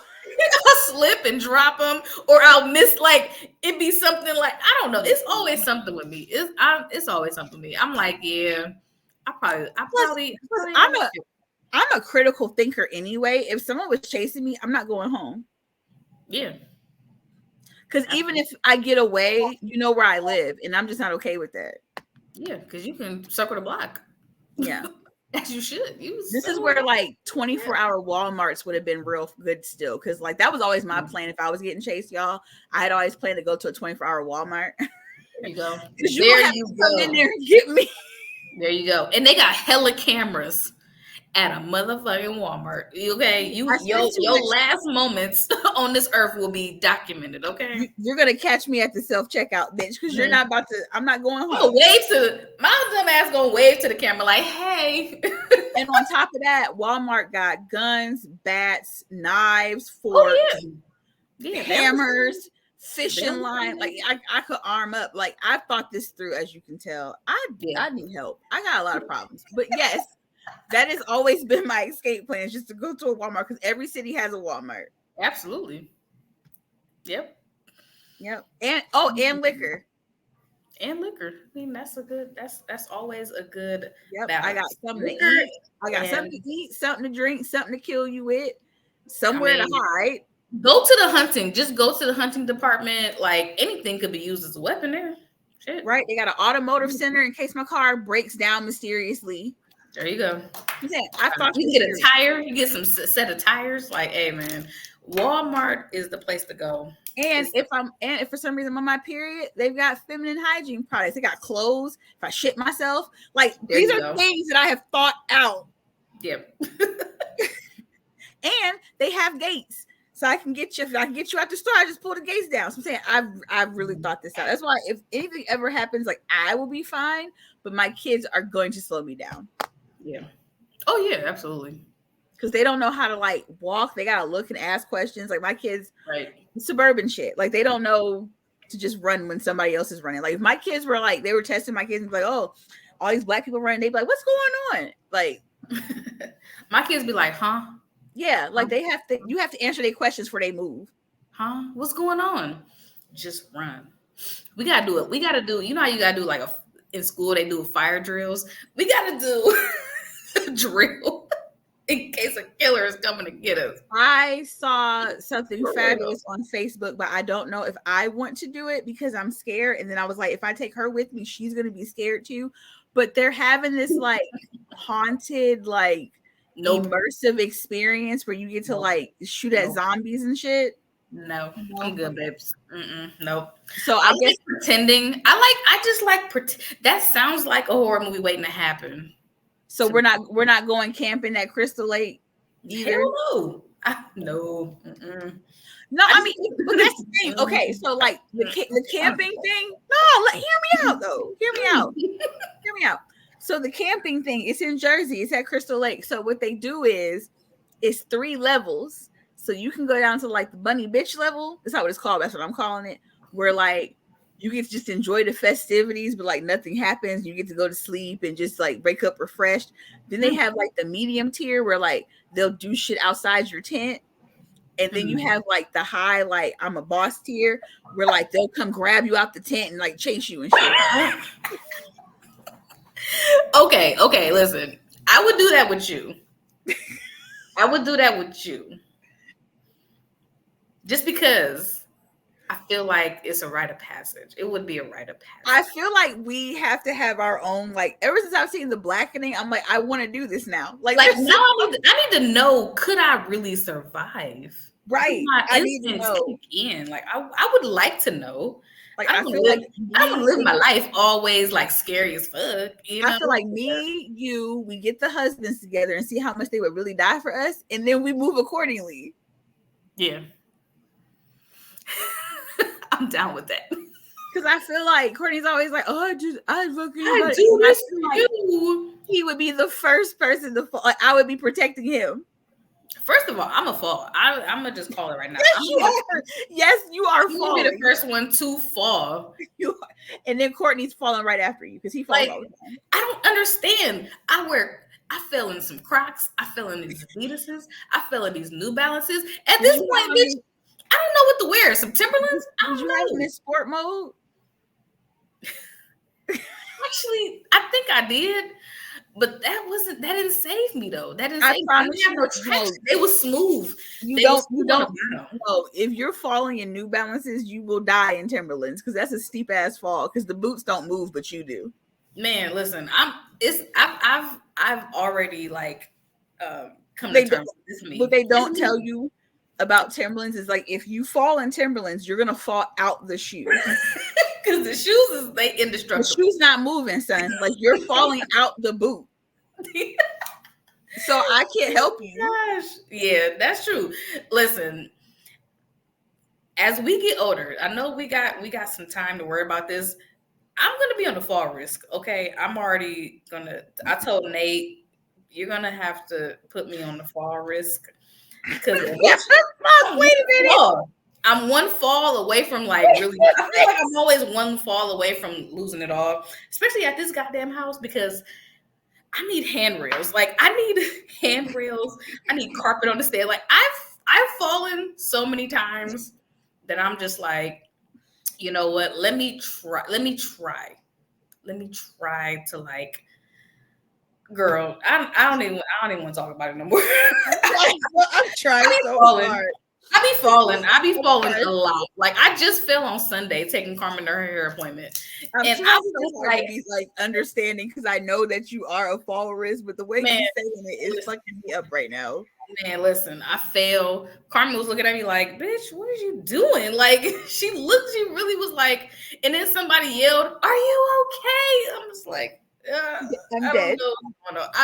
I got confused for a minute, like what the hell happened? But yeah, I feel like the Crocs was in sport mode. I feel like they were in sport mode. I don't know. They didn't have no traction. They were smooth on the bottom, and it was snowing. Was snowing. You know what? I don't fall too often. I think I'd be okay. I think for me, like, and this is so TMI, but I don't care because I'm a real nigga and I'm just gonna be honest with you. I'm not afraid of falling if somebody like killer is chasing me. I'm really afraid of going to the bathroom on myself because I have a weak bladder and I feel like I'm gonna shit myself. Already got a weak bladder too, so I'm like, bruh, what? I can't win for losing. I got glasses. If my glasses get a little fogged up, I can't see. Hold on, look, them glasses. I really can't hear that good either. Y'all don't understand. Like I can see without my glasses. I can see better with my glasses. Kamei is like Velma Dinkley when she doesn't have her glasses on. Man, listen, I got a disadvantage. I have many disadvantages to my story. That's why I'm like, oh no, bitch, I'm not doing none of that. But that's what I kind of want to about horror movies. Like nobody ever pees on themselves or farts. Like I think that would be my thing. Like I would give our location away because my stomach's like, and I would just fart. I instantly got the bubble guts. Like, yeah, like I get nervous. Like a bitch cut me off in traffic and beeped at me, and I beeped at her, and I was like, my heart was racing. Like I'm about to fight this bitch right now. Like it's about to go down. Or like what happened? Like what happens? Like 12 hours after I don't have like my anxiety medication, I'm starting having a panic attack and shit. Like this is real shit that I be thinking about, bruh. I'm already looking for my 13th reason. Like I don't need another 13th reason. Like everybody gonna be like, oh shit, she freaking out. I'm gonna be sitting there against the tree, sweating and crying and rocking back and forth, trying to ground myself. Yeah. Listen, I like to eat, so like that means that I have to have a bag of emergency snacks to take. As soon as shit pop off, I have to have a book bag because I'm telling you right now, I'm a stress eater. I'm not going to make it. I'm gonna be that person that died eating poison berries. I'm not gonna make it. Man, I'm a stress eater and I don't just eat everything too. So it's like, how did that taste? I am like, listen, I can't. Okay. Like first world problems with me because it's like, you know, we have an actual crystal lake like up here. It's like not far from my house. I know. I stay away from that shit too. I can't swim. Girl, I already cannot swim. No, but quick story time, which is so funny. So we were driving by there one night. Had the truck. And Courtney's driving. And mind you pass the big ass Crystal Lake and then you like drive down this like 2-lane road because you don't live in the country. And you know how the trees kind of envelop you? Yeah. It's pitch black. There's no lights. So he like has the lights on, the brights on, and he's like, man, these lights look a little dim. What does he do? What does my man do that I know I would have to protect at this point? This is my first indication that, okay, yeah, we ain't gonna make it in a horror movie. He stops the car, gets out the car to check the lights. I said, if you don't get your black, you instantly dying. You instantly dying right now, right now. I literally said, that'll be a chainsaw help right now. Wait. That is a killer's dream where you stop the car and get out the car. Girl, I was like, yeah. It's too easy. You made it too easy for the killer. And the thing is, it really was like it turned into a real argument. Like I was really cussing him out because he got out the car. I was so mad. Because nigga, you about to leave me. Now I gotta fend for myself. That's how it goes in the movie, in the horror movies. The man dies first, and then the woman. And I'm not even talking about like he got the car, closed the door, and I locked it. No, he left the door wide open and everything.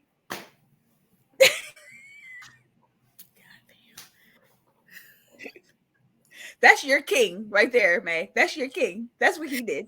He's a good man, Savannah. That's what he did. He went to check the lights. Fucking 1 o'clock in the morning on a dark. Hold on. Literally 6 feet from Crystal Lake. That's what he did. Oh my gosh. Crystal Lake is like fucking Lake Lanier. Like you don't stop. You don't stop. Just go. God, I'm cussing. That's why I don't do escape rooms. I'm cussing everybody out. I don't have time. I know, man. I thought I really wanted to go on an escape room for my you don't. But I'm like, nah. Let me just keep it real with myself. No, I'm not good under pressure and looking for details. I promise you, our marriages would not survive. Nah, because I'm cussing motherfuckers out. I'm gonna cuss his ass out.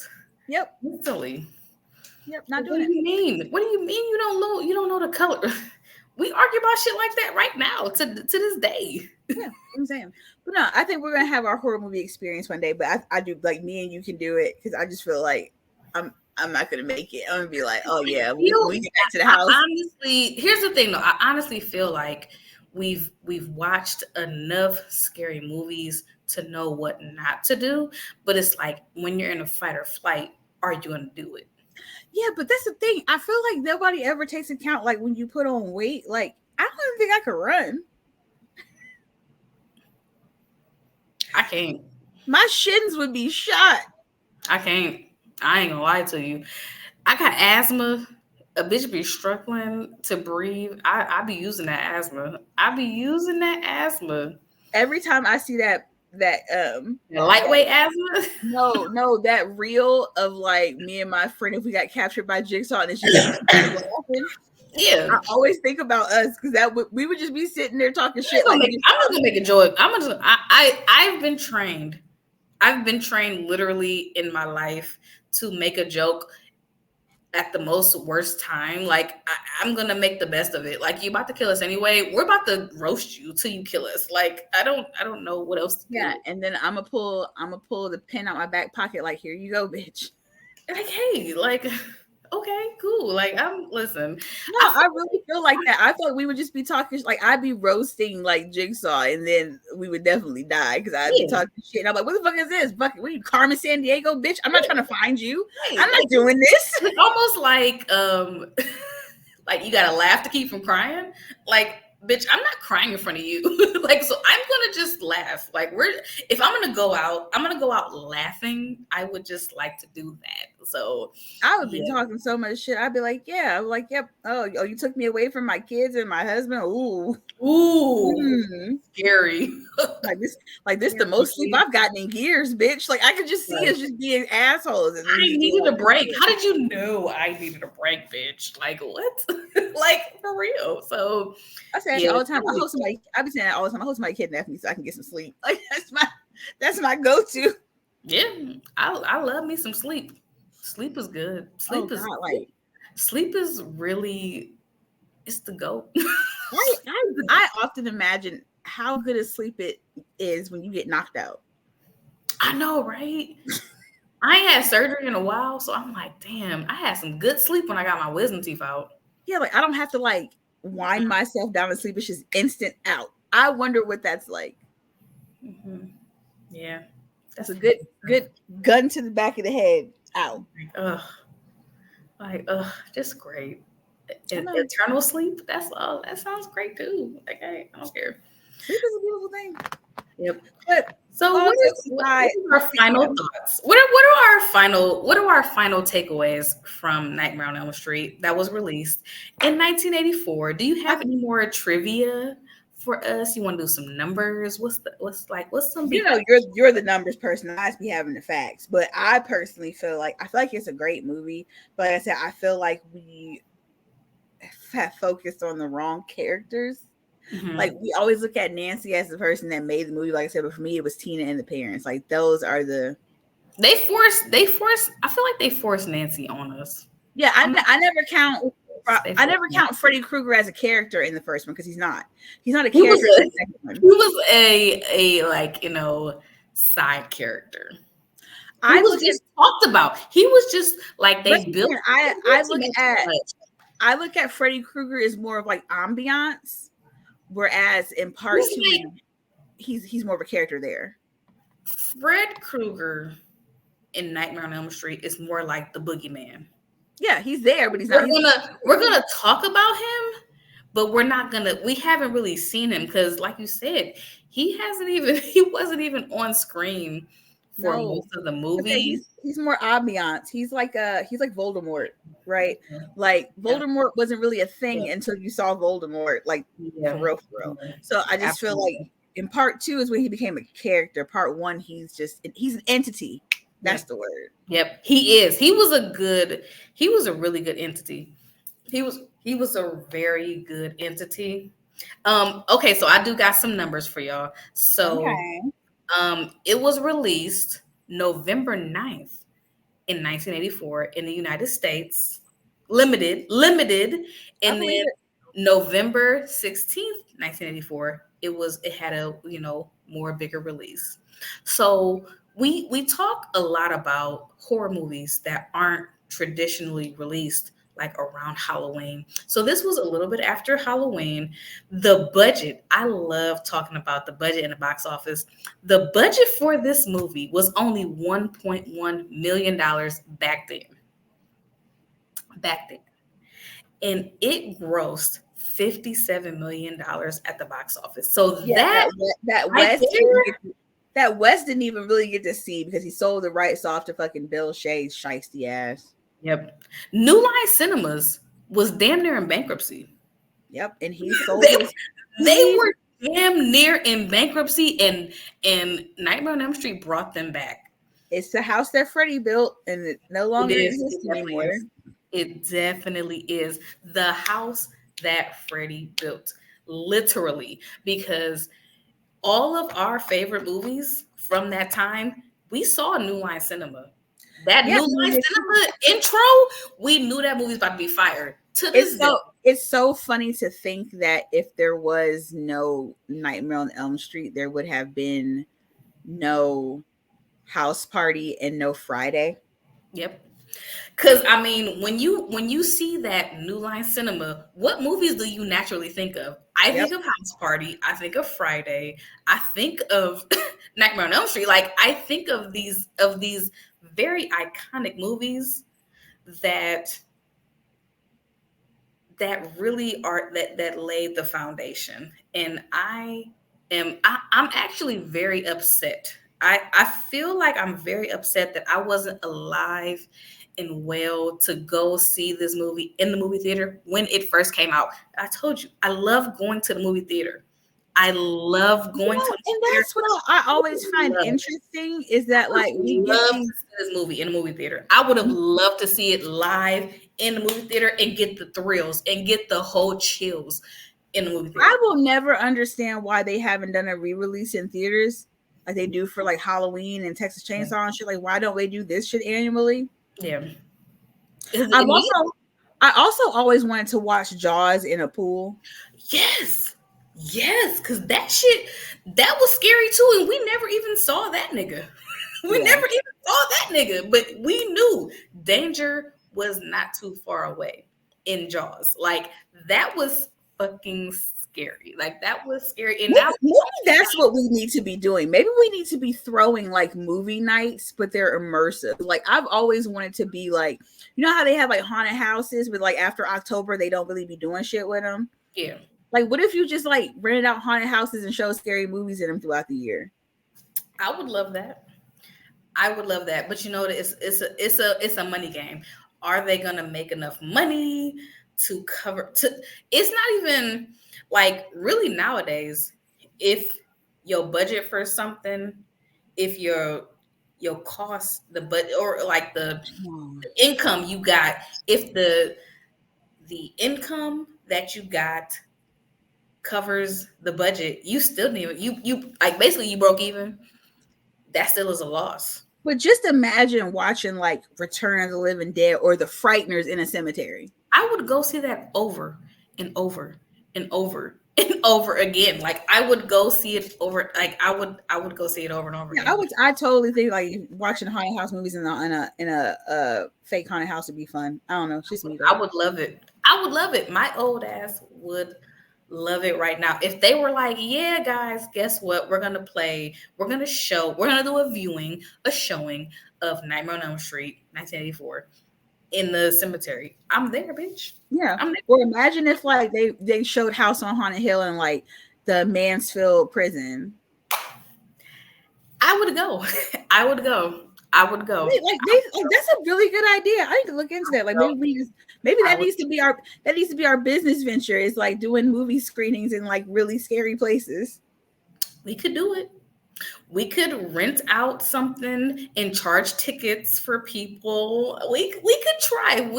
If Horror Talks with Niecy and May gains enough following, that is my goal. You know, when I think about what the goal is, like if we go viral, like what am I trying to sell to people? I'm not trying to sell people no tickets to a comedy tour, or I'm not trying to be an actor.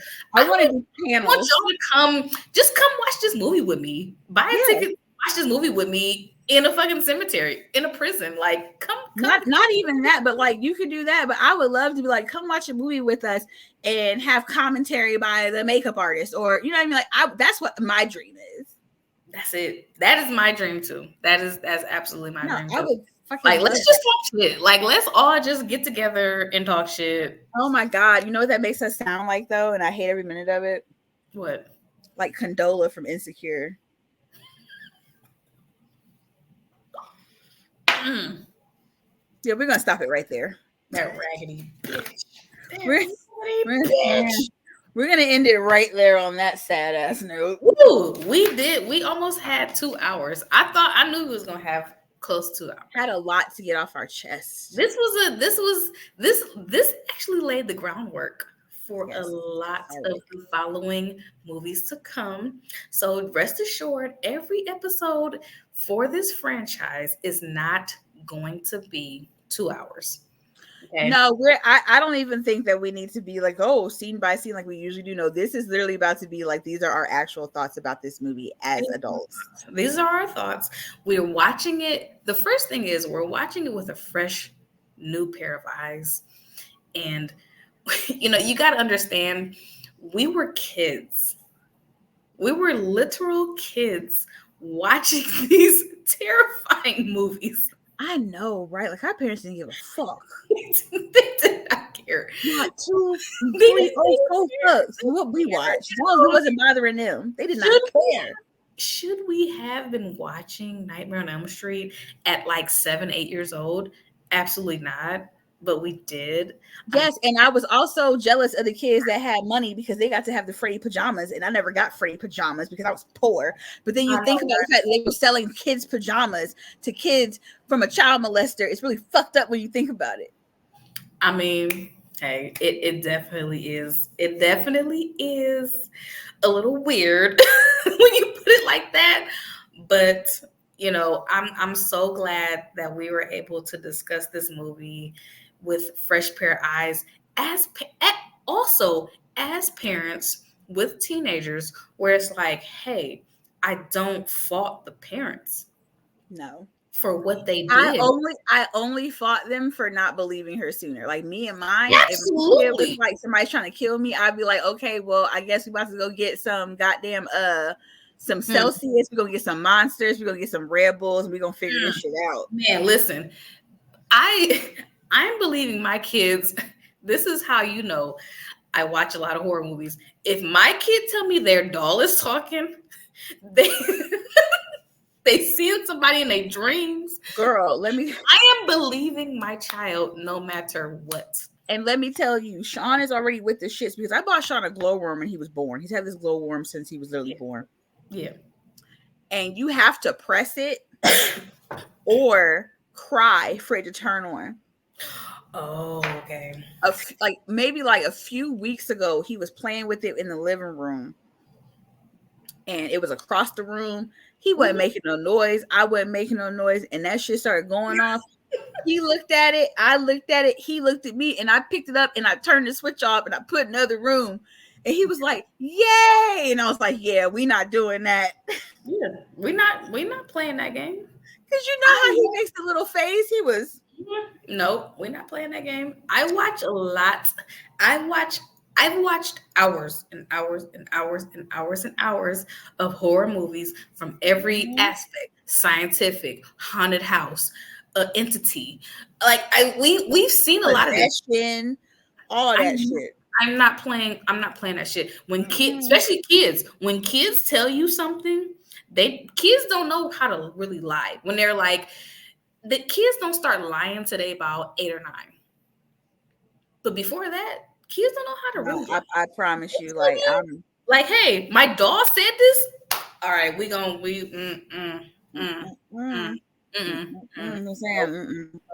Nope. I don't know who you're trying to reach, but we're not home. We ain't home. Nope. Take that next door. I will fully set up the neighbors next door. I will fully set them niggas up to be like, no, go there. But no, I'm excited for you to get into Maniac. I feel like we're gonna have a lot to talk about. We will definitely get into Maniac. Next week, though, we will be kind of sort of discussing Freddy's Revenge. Yeah. Freddy's Revenge is not my favorite, but I understand its importance. Yes, there's a cultural significance there. It's a very good movie. Its rewatch value for me is very low. I'm gonna lie, it's literally good to the last act. It's like for me, it's rewatch. I will not break my neck to rewatch it. No, I always will watch it, but when we get to that last 30 minutes, that's where I'm like, oh. It does. Like it shines. It shines in most of the movie. It falls for me. It falls apart at the very end. Yeah, so that last act is just like, ugh. Like y'all had me up until the last act, which we'll talk about it. We'll talk about it. I'm not a fan of the last act either. Like I said, I'm pretty much I like everything until the pool party. Yeah, that's what it was. When rewatching that for me wasn't really fun because that was always the one where we skipped. My dad, my mom. Yep. No, we always skipped Freddy's Revenge. Yeah. Even though that opening scene is very iconic with them on that. It's funny because we skipped it too, so I hadn't even seen Freddy's Revenge until I was at least like 21. I had never watched it. It's like the bastard child we don't talk about. Like it's not a movie that we talk about, and it's not very memorable. It's not very quotable. And I really feel like the only reason why it's like really garnered a lot of buzz now is because of the documentary attached to it. Like when you Scream Queens is a great documentary. Absolutely. So I feel like that's the reason why people are kind of on it now. But like back in the 90s, 2000s, no, nobody talked about. Nobody. Even back in the 90s, nobody talked about Freddy's Revenge. It was it became the Dream Warriors, the Dream Child. It became Freddy really he really just manifested and grew in so many different ways, which I appreciate. I definitely appreciate. I appreciate Robert Englund for his commitment to that character, because at any given time he could have been like, I don't want to do this shit no more. You Yeah. know, I don't want to, like, because you got to think with actors, that's a gig for them. Yeah. Play a gig. Just imagine if we work a job that we kind of like, it's okay, but working this job for 7, 8, 9, 10, 11, 12, 20 years, you know, it's like I've turned down other jobs for this job. Like, it's a job for them.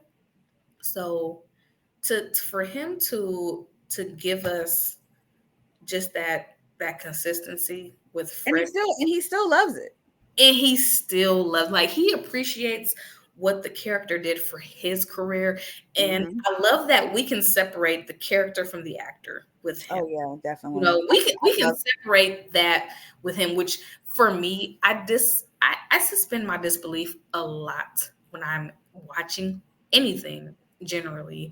So for me to be able to separate the artist from the work with this particular franchise, it's near and dear to my heart, because it is the movie that originally scared me as a child. So they never, I don't understand how, and I think that's why I love them, because this is the only franchise that never scared me. I was never afraid of Freddy Krueger. I just knew he wasn't somebody I need to be around.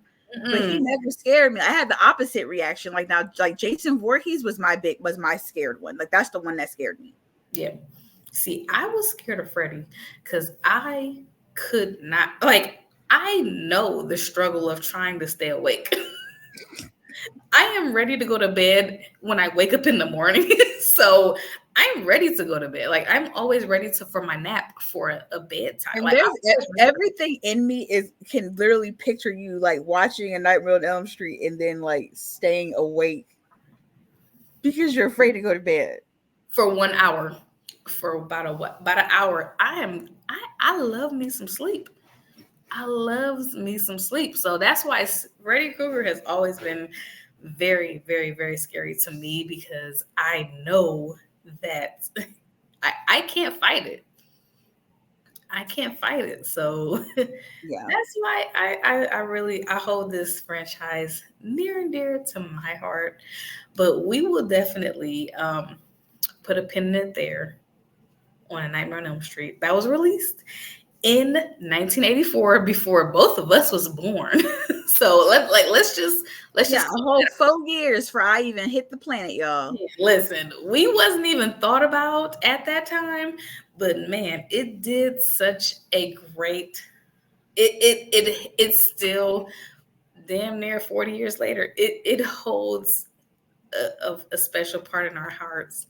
Yes. So we are very excited. I'm surprised we didn't start with this one first besides Scream, because this one. But you know what? Why? I feel like because like Nightmare on Elm Street is like our favorite because of Freddy Krueger, but Scream was our generation's horror movie. Absolutely, because Scream was scary too. Like it, yeah. And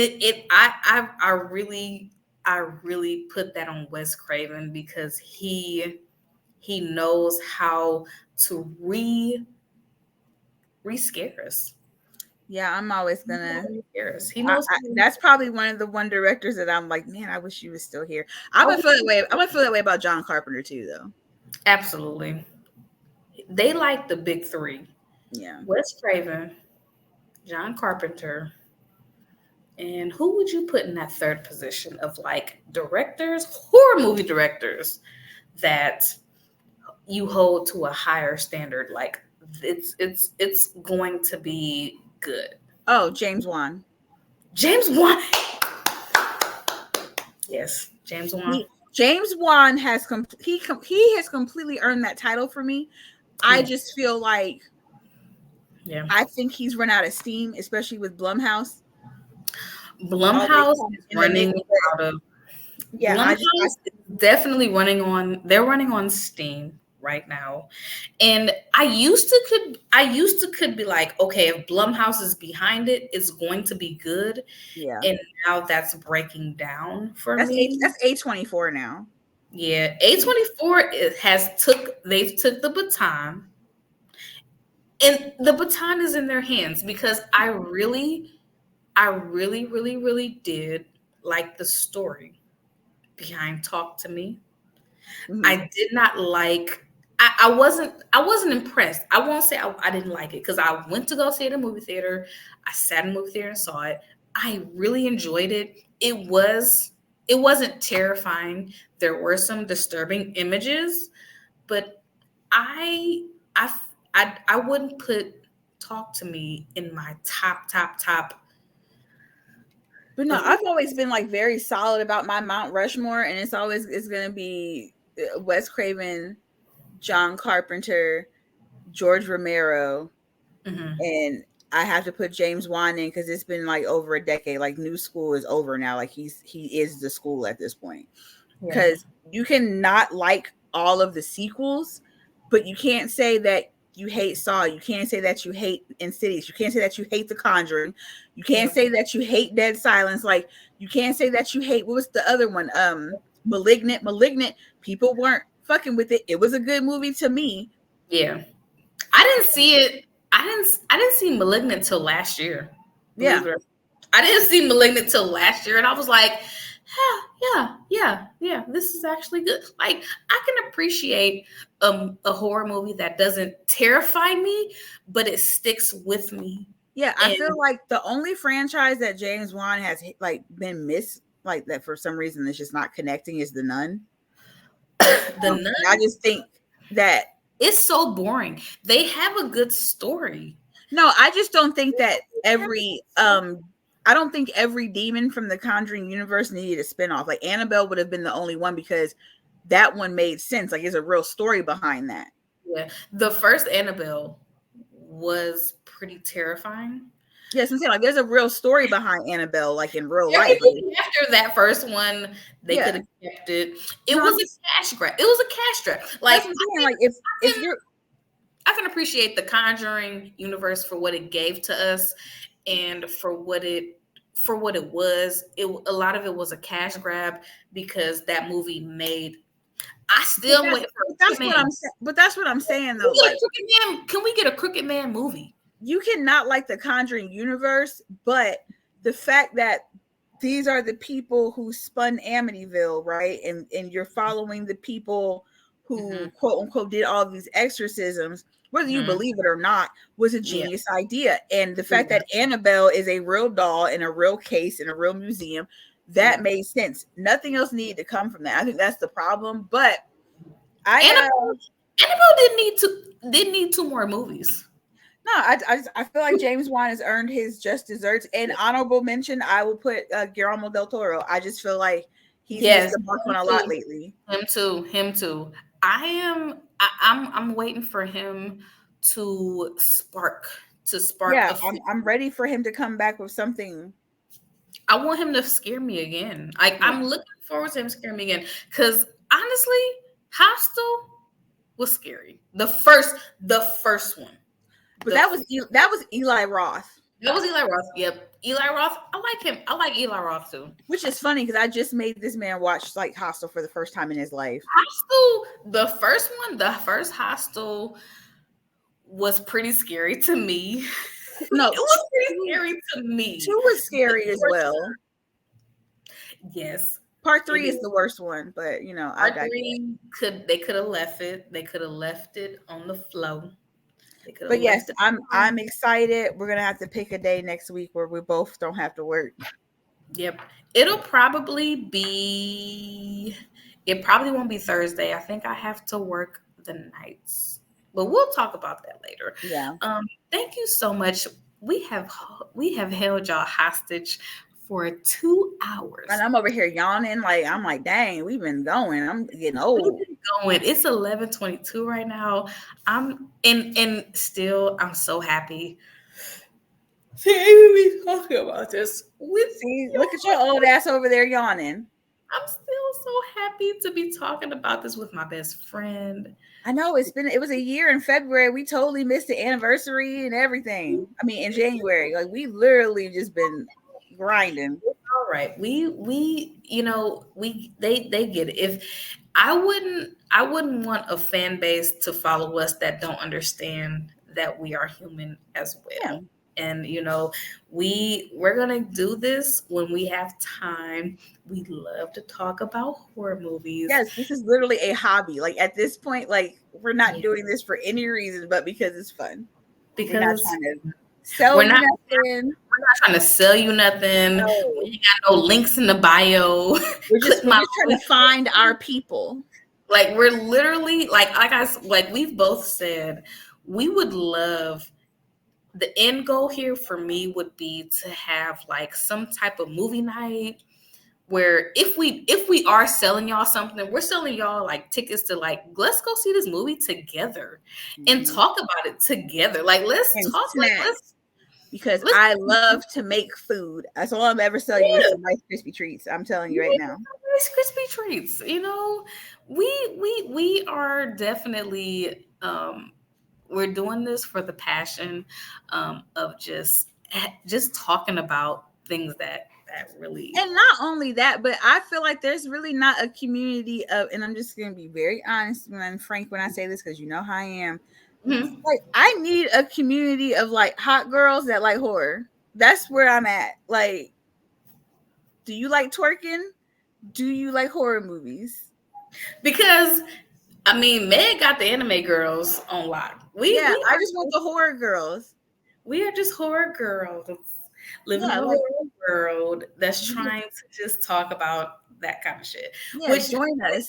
Our Facebook group, our Facebook page is doing well. I am learning to just be appreciative of everybody who's there, who is like, I'm looking forward to hearing y'all talk about this. Yes. I'm looking forward to it too. I know life be lifing, and we will definitely try to make time for it as it makes sense in our schedule. Okay, I'm calling it. One day we are gonna like rent somewhere, and we're gonna have a horror talk house party, and it's gonna be lit. Yep, it definitely is. It definitely is. I be seeing people do it. So it's definitely in the cards for us. But thank you so much for everybody for watching. Yes, we missed you. Us talk about things that we love. Nightmare on Elm Street. This is our franchise that we are going to be talking about. Not scene for scene, because it is a franchise that everybody has seen. I mean, we're not as consistent as we would like to be, but when we do a franchise, we give y'all a franchise. We give y'all a definitely franchise. We did it with Scream. We did it with Child's Play. So it's only right that we do Nightmare on Elm Street, because I'm like, how have we not talked about this franchise? Like, how have we not? I know Courtney was like, I'm surprised y'all didn't start with that. And I was like, yeah, I know. I know. And it's okay, because we have plenty of material to talk about. But yeah. And now I have an excuse to make everybody watch these again for the millionth time, because I own the box set. So I'm on it. Have you looked up where people can watch Nightmare on Elm Street? They can stream it now. I believe that they took it off of HBO Max. Let me check though, because like I said, I own the box set, so I'm good with it. Like I am never ever gonna get rid of those. Yeah, it's for rent, y'all. It's for rent everywhere. I'm looking at it right now. It's for rent on YouTube, Apple TV, Fandango at home, Amazon Prime. I would strongly suggest to reinvest in DVD physical media. Yes. I would strongly recommend y'all to invest in physical media, because these streaming apps, they take off what they, whatever is profitable for them, they will take it off. You're not going to find Nightmare on Elm Street 1984 on a lot of different streaming apps where you could just readily watch it for free. You're gonna pay for it. It used to be on like HBO Max, and they had like 4, 5, and 6. They had HBO Max had most of them. They didn't have all of them, because I was like, "Where's 5? Where the fuck is 5? I was looking for 5 for so long to where it's like when you're trying to like not let me watch something, I'm like going in overdrive. Like I mean, you can find the box sets brand new for maybe like 25. Yeah. Or if you're like us and you have a local we're in Ohio, so if we have an exchange, you have a buybacks. Yep. Stuff like that. Yep. Yeah, because they're not as they're not, and I feel like as we're 1984 was literally 40 years ago, so it's going like they always we always be predicting like when stuff is going to be popular. I predict that this movie is going to become talked about a little bit more because it's its 30th anniversary. They took off all the Nightmare on Elm Streets and kept all the Friday 13th on HBO Max, so they picked the side. Clearly, yeah, they definitely did. Which is why I strongly I'm an advocate for physical media. Yes, we are too. We buy DVDs a lot. We are advocates for physical media. So if these streaming apps is playing games with y'all, just go buy the shit. Just go buy it. Literally, I forget. We were looking for something. Oh, I was looking for Who's the Man because that's one of my favorite movies. Yep, those little movies like that where it's like, why can't I got it on Amazon for like $11, and I'm like, great, now I own it. Like, there you go. Now you own it. You can watch it whenever you want to. If you want to watch it one time a year, that's cool. You want to watch it 50 times a year, that's cool. You own it. So I had to go buy Gremlins because they weren't streaming it for a while. Exactly. Let's support physical media. Yes, okay. I'm definitely bringing back the idea of a video store in my house because. Yep, we will definitely support that because these streaming apps can go down tomorrow. Yeah, you're gonna have to buy it. I'm gonna see and I'm gonna pull up for you guys before we go because we know we love making sure y'all can find where to watch, where to buy, whatever. Yep. To see if maybe there's a box sets in store somewhere. Mm-hmm. That way, if you want to buy it, you can pick it up for yourself. Yeah, Walmart has all 8 for $20.